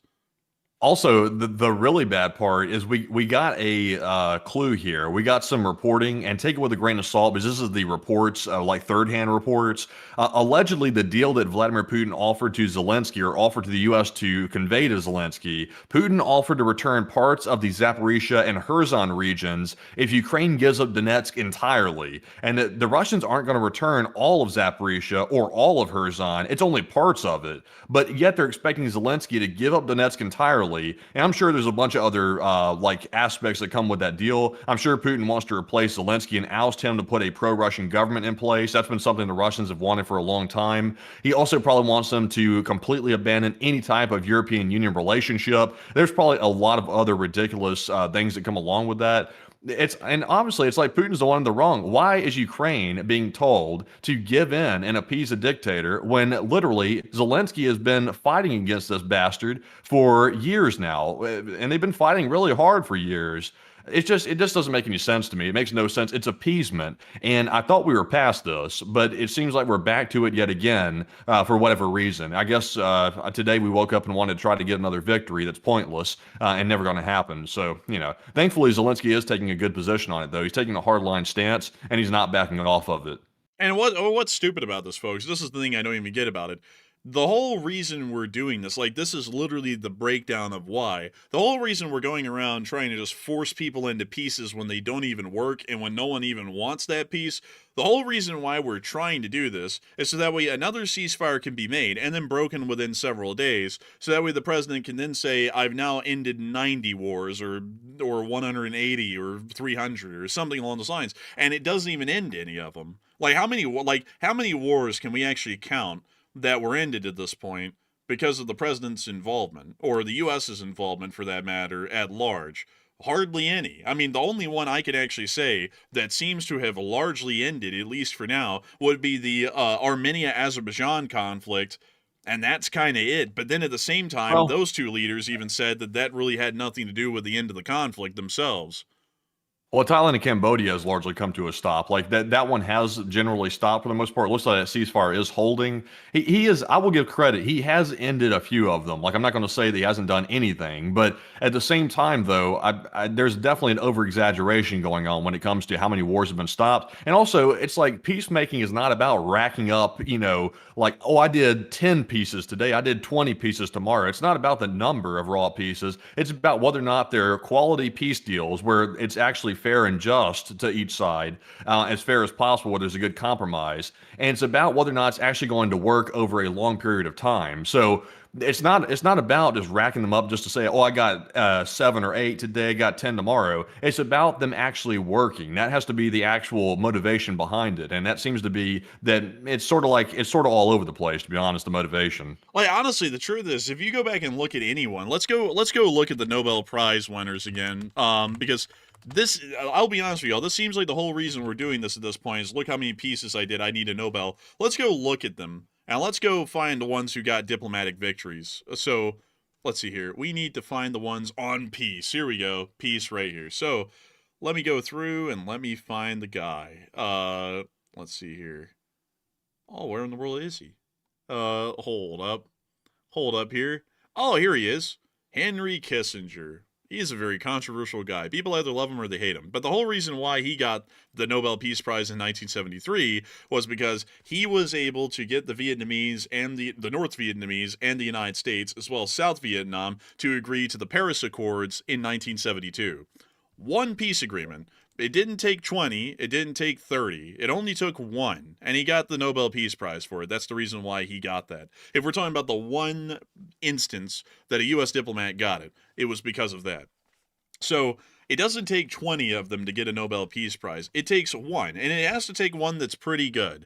Now, that is something that didn't really age too well because the Paris Peace Accords didn't really age all that well because once the United States left, just later on that year in 1973, the North Vietnamese started their next offensive against South Vietnam, but that was because of a whole, it's argued why they did that. If you ever listen to Nixon said they did it because they thought Ford was weak, but, that's just his personal statements. He believed that, though, until he died. He never changed the story on that, so, take it for what you will. But the North Vietnamese would invade South Vietnam, and that ceasefire didn't even last. But at least at the time, that one ceasefire looked so good from the Paris Accords that it was worth giving Henry Kissinger a Nobel. If we look at any others, let me see here if I can find one from the United States. I don't understand what the obsession with the Nobel Peace Prize is because I'll be honest, and once again, I'm not trying to be political with this, but and I'm hopefully no I take this political, but I got to say it's the only example I have. But Obama got the Nobel Peace Prize back when he was president. But at the same time, though, there was a ton of strikes, drone strikes specifically, going on in the Middle East at that exact same time. So I think Obama even said that he really didn't feel like he deserved it, but he got it anyway. I'm not saying whether he deserved it or not, but it seems like it's kind of subjective who gets it. I don't understand what the obsession is over it. It's like, let the people decide whether or not it was a good job or not. Who cares what the Nobel Committee has to say about it? The people will decide on their own accord and make their own conclusions about whether or not they thought you were a good peacemaker or not. You don't have to get this one award to say you're a peacemaker. People will think it or not. Yeah, I really don't get it either. And also on top of that, folks, I'm just going to say this, just reading the reason why Obama got it. It said it's because he was fostering a non-proliferation idea in the world and he reached out to the Islamic world. I'm like, reaching out, that was it. I mean, like, hell, Henry Kissinger had to go and get the whole Paris Accord signed by everyone in Paris in 1972. It's like honestly, that one's like, I'm not gonna lie, folks. I think everyone is on in agreement on that one, even Obama, that Nobel didn't even make that much sense. Like, it really didn't. There wasn't even anything he had achieved to get it. It was just he talked to someone, and also he didn't like nuclear weapons. But everyone doesn't like nuclear weapons, and everyone on the planet that's the president, they go talk to people, even if you hate them. So, like, hell, under that premise, like, every president that ever reached out and talked to the Soviet Union should have gotten a Nobel, because they all went and reached out to the Soviets. It's like, that didn't really, like, I'll be honest with y'all, that Nobel doesn't really seem like it was a, like, one. It's strange. Yeah, it was strange. It is a little strange. I mean, if the recipient of the prize also thinks it's a little bit strange, that's a good sign that there was something odd, like, with that. Like, I've never really heard a recipient sort of suggest that they really didn't deserve it. So I don't know. Like, I'm not going to make any accusations about politics being involved, but I think people can kind of see there's a little politics involved.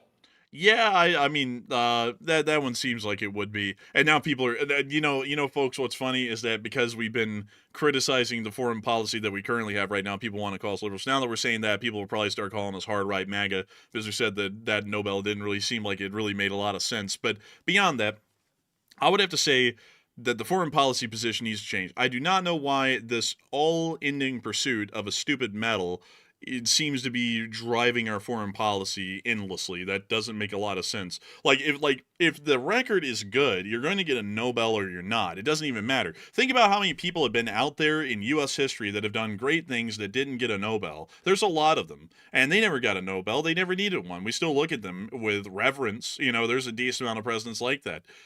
So I don't really know why in the world this is some sort of a major pursuit to get this stupid medal. Like what's the point? So that way, you can say you got. What's the, who cares? I wouldn't care. Like, I really do not care at all if you have the Nobel or anything for that matter. Also, by the way, real quick, I don't mean to jump off the topic here, but we do have a clarification from the White House, by the way, that I must say on air. The White House is saying that apparently, according to what their claims are, is that the leadership of the United States did not discuss territorial claims or concessions with Zelensky. So that is the new claim. They're saying they did not discuss any type of territorial concessions about Ukraine's land to Russia. So take that for what you will. That is apparently the new claim that's coming out. So you'll have to just sort of make up your own mind whether you believe that or not. So that is the claim right now. But there's also other reporting out there claiming that there was pressure for him to give it up. So, you got to make up your own mind on that one. Yeah, we'll have to see what ends up coming out of the wash in the long run. But now that's the two running stories, is that he was told to give up land, and now he's not being told to give up land. So we'll just have to figure out what it is as the fog of war kind of lifts on that and we get a real answer. But still, I just have to say, folks, my 2 cents on it is the Nobel doesn't count for nothing. I don't really know why in the world it's being treated like such a big deal. Also, I don't know why it's such a big deal here in the public in the country now, whether or not the president does get a Nobel. Like, when has that ever mattered? Like, I don't know when it has mattered. I've never even thought about that in my life. I'll tell you this. You haven't tried to get a Nobel? Huh? You haven't tried to get a Nobel before? No, I haven't really cared. Honestly, we never do anything to get a I haven't Nobel. tried recently. I'll go out tomorrow and see if I can get that Nobel. But I just gotta be straight up with y'all. I have gotten some awards in my life. Matthew has as well. They don't really amount to much of anything. They don't make you feel different. They don't make you a better person. It's just some little piece of fabric or a little metal that you get, and it doesn't mean anything in the big picture. I mean, if people like you, they're going to like you. If people hate you, they're going to hate you. If people hate you, they're going to say that you didn't deserve the medal and you're not even worth what the medal's made out of. If people love you, they're going to say that you deserve the medal 100% and it's the greatest thing on the planet. It's amazing and wonderful. It doesn't even matter. Like, if this is... Like, I don't even really know what the whole purpose of getting the medal is and why it's such a big deal and why so many people are now invested in the president getting or not getting a medal. Like, I just don't understand it at all. So I don't know why it's driving the foreign policy primarily is the main reason why I'm saying that. It just doesn't make any sense. And also someone said, doesn't it come with $1 million? Yeah, but I mean, what, like... Oh. Like, it does come with money, but what does that matter? You could get $1 million for being a good mathematician. There's a medal that's given out for that as well, and I don't see a lot of people racing to be a good mathematician. So that would be my 2 cents on it. But anyways, with that, I hope that does address that the best I can. And with that, we are on to the next one. You said it comes with $1 million. Yeah, is that true? Yeah, actually, it is true. Also, Colin F said Medal of Honor is a big deal. Medal of Honor is a big deal until you talk to anyone or listen to anyone who has gotten a Medal of Honor, and none of them really care about the Medal of Honor that I've ever heard of. Like, none of them. I've listened to plenty of like loads of interviews on the internet about the Medal of Honor recipients and them talking about the incidents of valor that they did to get them, and they always talk about how it doesn't really mean anything to them. What really mattered is that they were helping out the folks they knew on the field, that they were doing what they thought was right. The medal really, some of them even say that the medal makes them kind of bitter because there were many other men out there on the field with them that day that they thought deserved the medal, and a lot of men who didn't come home those days that definitely should have gotten the medal and didn't get it because of course, their instance of valor weren't spoken of because they didn't make it out of the battle. Well, I was asking if that Nobel came with $1 million, by the way. I was going to add to that after I asked that. Honestly, I'm not really vying for a Nobel, but I mean, if it comes with $1 million, I mean, I wouldn't be opposed to a Nobel. I mean, honestly, I think I might take interest in this thing. If I can get on the participation sheet, you can go ahead and write me down. Enforcer Matt for Nobel, that's right. Yeah, I would have to say, I would honestly be fine with $1 million as well. But at the same time, folks, what I'm trying to say about the Medal of Honor deal and all of the other medals don't count for nothing. Like they're great to hear about, and it's always good to have the medals, but to folks who get the awards, you find out they don't mean anything. Ask every single person who's won an Oscar, or ask everyone who's won a Grammy, or a Presidential Medal of Freedom. What does it mean to them? It doesn't really mean much anything. It's the coolest thing in the world when you don't have one, and then when you get one, you just realize it didn't change anything. It didn't mean anything. Go ask everyone who's ever gotten a medal. They will always tell you it just didn't really seem like it meant much of anything once you get it. It's just like, oh, okay, well, I got it, and that's it. That's the end of it. And so I don't know why in the world that should be the endless drive of our foreign policy. Because, you get the medal, then what? They're like, it's like, what do you do then? You just put it on a desk, or you put it in a drawer somewhere, or you put it in a little showcase, and that's the end of it. Right.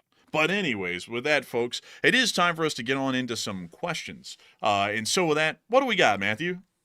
Also, by the way, I got to give a big shout out. Our fundraiser is sitting at $4,378 raised, and the goal was only $2,500. So it is honestly fantastic looking. Some say beautiful. Some say this fundraiser has done better than most fundraisers in history have done. That's what some people are telling me, but that's just what they're telling me. But right now, though, we have to give a shout out to James Hughes. He threw in a $100 donation since the last time we called off the top donors, and a huge shout out to James for that generosity, and also a huge shout out to all of the people in the LSA for helping to make this possible. Even if you did not throw in a donation tonight, simply being here and smacking that like button is a huge help to the channel and helps get the channel out there even further. And then we also garner more donations on Sunday night for the charitable causes that we put here on the channel. So a huge shout out once again to the LSA. And Enforcer, what say you? And I'd say an incredible shout out to the Lee Spring Army. Y'all have done amazing work tonight, and we got to give a shout out to everyone who's donated to this fundraiser tonight, big and small, because y'all continue to make sure the Western and American interests are supported around the world. So a tremendous shout out to all of y'all, each and every one of y'all once again, and I hope that does address that incredibly well. And so with that, folks, I do have to tell y'all really quickly that for most of the show, hopefully it hasn't shown through, I haven't really been feeling the best, so we're going to answer a good amount of questions, but it's not going to be incredibly long tonight because I kind of want to get off air and take it easy because I'm not really feeling too hot. So with that, we are on into the questions. What do we got, Matthew? All right, so we are now jumping into our Morse code decoders of the stream, and we had tonight Paul Schultz, Kevin J, Mason Miami, Joni Dog, Norm Pritchett, Airboy Garbo, Heroyo Fluffness, Kush Copateric Sire, and Brian Blairstown. They said the Morse code says Maduro is getting real scared because the U.S. won't even let him talk his way out, and LOT, LOC. And ding, ding, ding, ding, that's the sound of money, and that actually sounds like the last stream's Morse code. For some reason, it wasn't changed out. Very weird, very suspicious. But still, y'all did get it dead on the nail, and a big congratulations to the Lee Spring Army Signal Corps for getting that Morse code message correct a second time. A big congrats to y'all, and I gotta say, it's always wonderful to know that the Lee Spring Army Signal Corps is once again getting it dead on the nail. And so with that, it is time for us to move on into the questions at large. And so, what do we got, Matthew? All right, and the first question, I'm going to take this one from Knox Date that just came in the live chat. He said, in your guys' opinion, if the U.S. leadership would try to go for a Nobel Peace Prize, wouldn't trying to end the Russia war be the one to solve to really help to get that prize? And honestly, Knox, it would be the one you'd want to go for, but here's my line of thinking. The Nobel Peace Prize, I think it's called the committee. I don't really know how that really works, like in detail, but generally I would assume it's a committee that selects somebody. If I was on that committee and there was an individual out there that was a nominee for the Nobel Peace Prize that was begging for it, that would actually, in my opinion, seem like it would hurt that person's chances of getting it. Because then if that committee awards them the prize, then it looks like they did it for political reasons. So it seems like if he wanted the Nobel, he would simply like sort of make it known quietly instead of going around like sort of making a big deal about it, because it actually seems like it hurts his chances, at least in my personal opinion. If it really means something, it seems like he would sort of like, keep that talk quiet, but it's the complete opposite. But Enforcer, what say you? I'd have to be honest with you. I don't really think I don't think anything that he would do would help him get a Nobel at this point, just to be straight up with you all, because also on top of that, if you look at the example with Henry Kissinger, Nixon didn't get the medal, Henry Kissinger did. Nixon was the president when Henry Kissinger managed to get the Paris Peace Accords signed, and yet still, Nixon didn't get it. It was Kissinger that got it. So even if we managed to negotiate a peace with Russia and Ukraine, who's to even say that the president would get it? It could be Rubio that gets it. Like honestly, if we were going off of what happened with the Paris Peace Accords, it's highly likely Rubio would get it over him. So it's like the truth of the matter is, like, I just don't know. Like sure, the Russia-Ukraine one could get someone a Nobel, but is it going to be the president? But who knows? Like, it could be the Secretary of State that gets the medal instead, because the Secretary of State, which was Kissinger, he got the medal instead of the president. So that's kind of what I'm thinking. So that's what I would think at the end of it. Yeah, sure, that might be the big one, the big icing on the cake. But even still, if it's a really cheap ceasefire that kind of screws everyone over, they're also going to put that into consideration and probably knock everyone off the list for the Nobel anyways, because they're going to be like, well, it's practically appeasement, and that isn't really a great piece to be worth giving an award for. Like when you're in fencing or any other incident where you get a medal or a placement or anything like that, they never sit there and go, well, I mean, he went out there and he fenced more people than everyone else, so we'll give him the gold medal. No, they only sit there and go, well, I mean, like this other guy, he was fencing 90 other fencers in the Olympics and he lost every one, so he gets no medal. This guy, though, he only fenced 3 other guys and he beat every single one of them, so he's going to get the gold. That's how it works. Like, that's how everything works. It's not about the quantity of crap you're able to churn out. It's about the quality of the things that you do that end up being the end product. So even still, even if you force a peace in Ukraine, that's certainly not going to be getting anyone a Nobel, especially if it's a crappy peace, much like every other one that's happened so far. And also some people might say, oh, that's critical. Here's my thing. We are not politically biased on this show. If you don't want us to call them crappy ceasefires, don't make crappy ceasefires. Make them where they fix the underlying issues involved and they actually last longer because they're fixing some underlying issue as a part of the ceasefire, instead of forcing everyone to just stop shooting and then leaving them all pissed off because the problem they started shooting over still hasn't been fixed and no one's addressed it. That's what I'd have to say. That's my 2 cents on it. But with that, we are on to the next one. All right, so jumping into our next live chat question, this one goes to Thor Axelson, who said, what's the update on that nuclear power plant that was running out of emergency fuel? What's the current status? Luckily, we've heard that apparently they're rebuilding and reconnecting the power lines to the power plant, so we're believing that the crisis may have been averted for now, fortunately. So I hope that does address that well. Go ahead. Whose grid are they reconnecting it to, by the way? Because they didn't say, are they reconnecting it back to the Ukrainian grid that it was originally connected to, or are the Russians trying to connect it to their grid this time? I think they're connecting it back to the Ukrainian grid because the Ukrainians haven't made protest about this, and that was also stated by Grossi, so it's 100% verified that is happening. And considering that the Ukrainians haven't protested this action yet, I'm assuming that they're reconnecting it to the Ukrainian grid right now.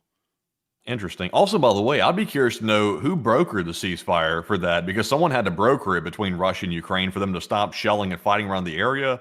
So nobody's really taking credit for that. So I would assume it's not the United States that did it. So I wonder how that came about. Yeah, I wonder, honestly. I would wonder if we could ever get an answer from the Ukrainian government. Oh, by the way, Matthew, did you ever tweet the Secretary of State about possibly coming on the show?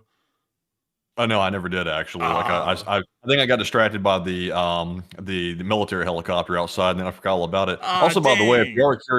if you are curious what that was, just generally speaking, by the way, it was some type of raid of some sort that was happening across town or something. So it was nothing like they were flying over, and we heard it and saw it and stuff like that. But it wasn't anything like thankfully too close to us. So.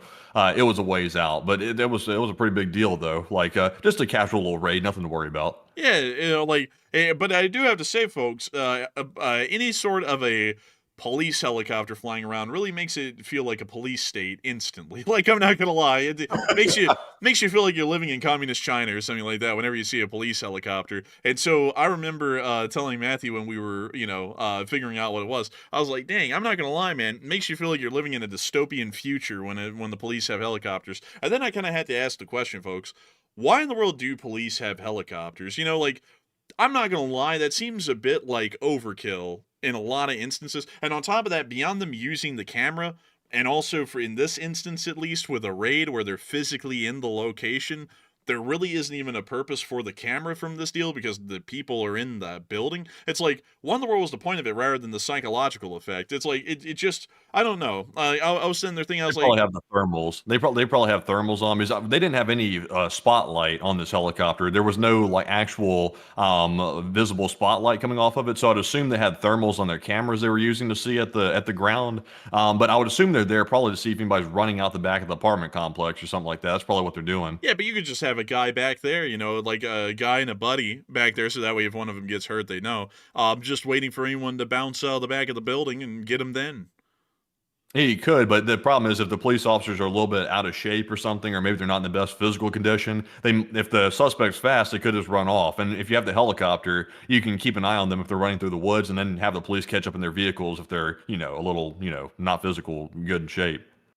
Well, I gotta say, every officer in this country, in every state and locality, has to meet physical standards, strenuous physical standards. As a matter of fact, Matthew, we need to instill the warfighter spirit in them. They need to meet Army physical fitness standards. And as a matter of fact, folks, we're going to nationalize the police forces under the federal government. So that way they all have What? to meet national fitness standards because the warfighter must be Uh-uh. ready. Uh-uh. Uh-uh. Oh. No. Yeah, Ooh, like man. Zoink Scoop, they're federalizing the police. Ruh-roh raggy, police state. But anyways, yeah, I'm just playing with y'all. That would never happen, or will it? I don't know. But anyways, with that, we are on to the next one. All right, so our next one here is going to go to none other than Blind Man. And Blind Man said, what's your takes on the B-21, the U-Hawk, and the ISV? I would say they're fantastic, high modern, high dollar, expensive, nice weaponry that only the U.S. could develop, only China can copy. And I must say, I'm very, very happy and impressed with it. I will say this: the United States does not have its act together with the drone defense yet, nor drone offense. That's sort of a little bit iffy right now. But the U.S. is fantastic at building massive weapon systems. Like the B-21 is a doozy of a system. We don't know a whole lot about it yet, but we will soon. The U-Hawk, which is the autonomous Black Hawk helicopter, very fantastic system. I'm just impressed with all of it, but we do need to also not neglect the drone development either, because we seem to be neglecting that. But on the big ticket items, we are gold on those. I would have to agree on that, to be entirely honest. Also, I saw someone say, you say silly things sometimes, like, why do the police need helicopters? Why do they, though? I mean, I gotta say this. If you're in a high-speed chase and you lose the guy, you lose the guy. I don't really, that's the only instance that I really know of where the police have helicopters.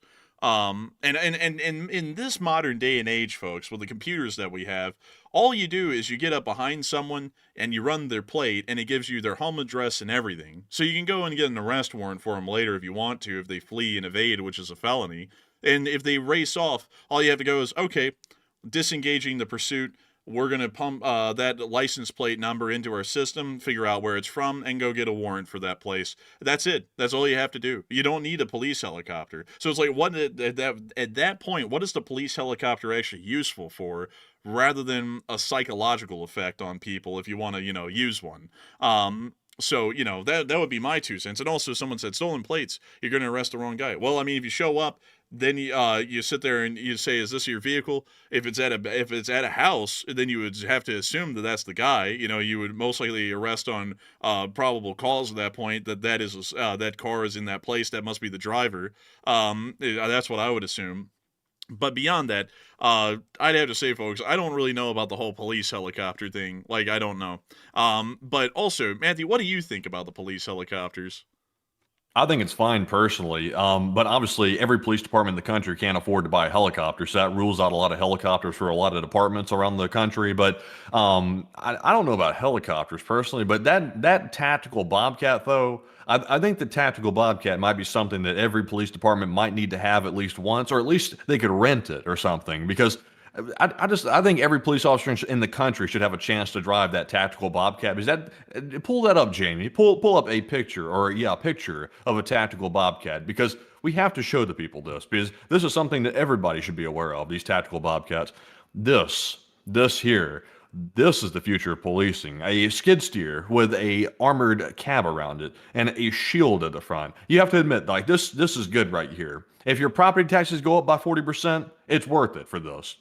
This thing is really cool, I will say. This thing is really, really neat. I like them. I think they're really cool. But beyond that, I see some people like, what about stolen plates?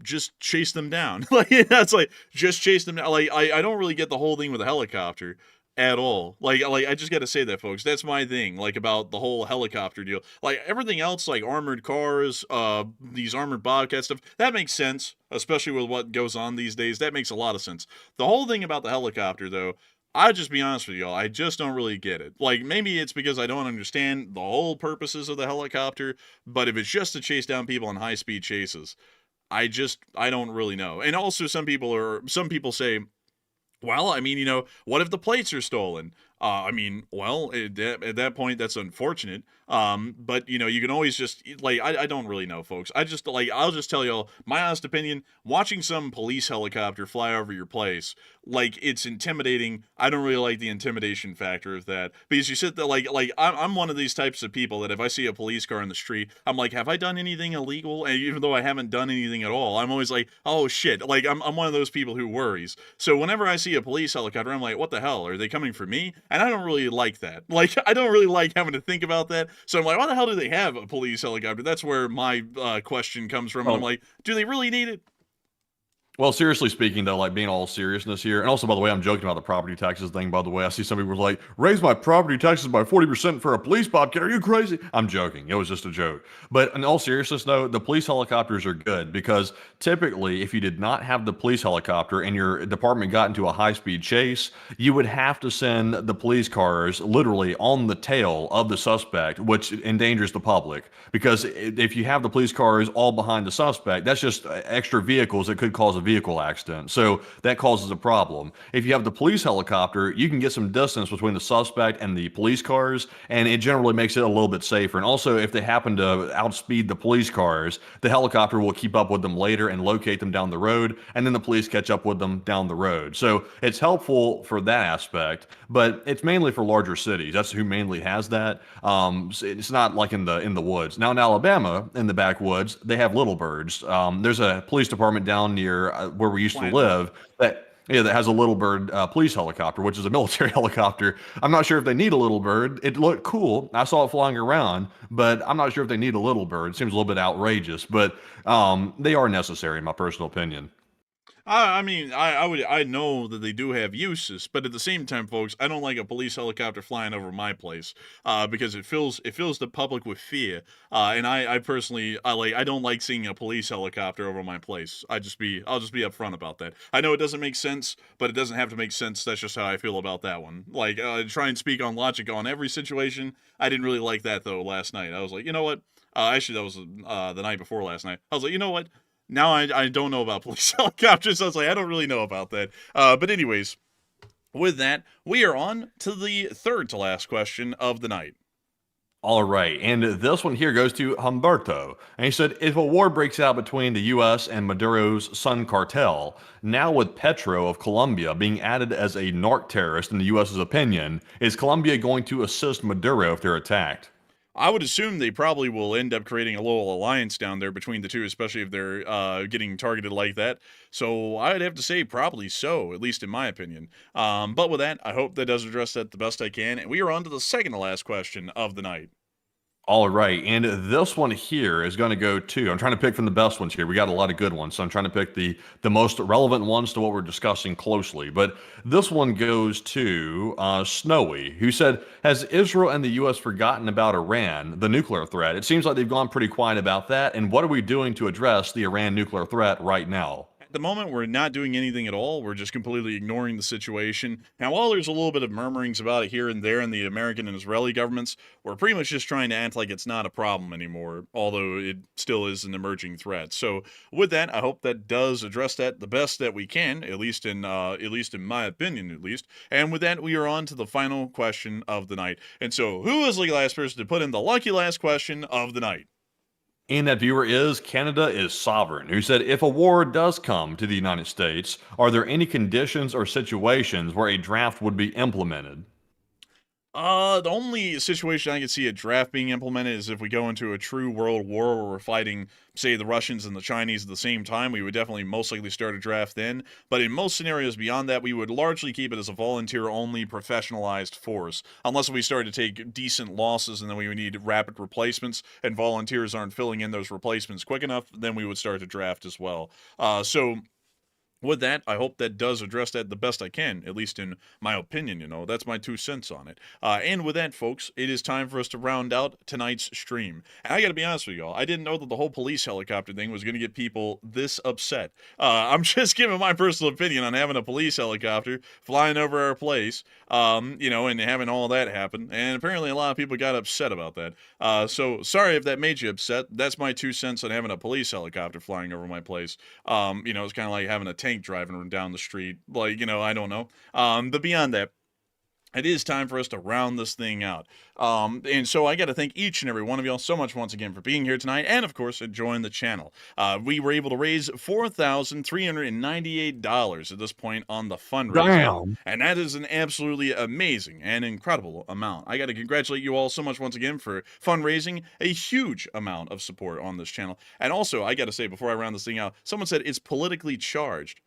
An opinion on a helicopter is politically charged? It's politically charged. What are you talking about? I'll just be honest with you. I'm just gonna be frank with you. I don't know if this is a political opinion or not. I don't really like being intimidated, by law enforcement. That's stupid. They're supposed to be protecting the public, not intimidating them. So whenever I see anything that comes off as intimidating, and if you saw any of the good old boys around here, they love to intimidate. Not the Hoover PD though. They're pretty cool, but a lot of the other ones, they love to intimidate. I'm not really a big fan of that. I like it when I go to a city and the police are actually nice and they act like a citizen that is there for the better benefit of the public. That's what I like. I don't know. Maybe you're of the idea that you're supposed to be under the boot of the local law enforcement and therefore kind of under the boot of the whole government thing. But I like to try and think that the police are supposed to be equal to the citizen, but also look out for our common interest and stop lawbreakers and perpetrators from conducting crimes. That's my general opinion of the police. So, if you don't like that, you don't like that. I don't know if that's political or not, but that's my 2 cents.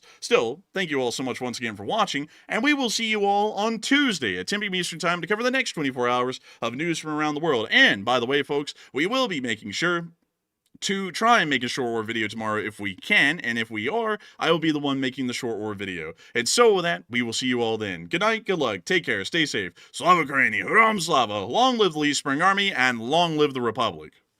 And with that, folks, thank you all for joining us once again tonight. And once again, a huge shout out to the LSA for reaching $4,400 raised on the fundraiser tonight, which is almost double the goal, which is fantastic to see. And a huge shout out to everybody for making that possible once again tonight. And also a huge shout out to the almost 100,000 people that were here by the end of the stream. And we will see you all tomorrow on the short war video if there is enough news to cover, and on Tuesday night at 10 p.m. Eastern for the next nightly war news stream. But with that, folks, thank you all once again, and Slava Ukraine, Hurram Slava, get some rest, and good night.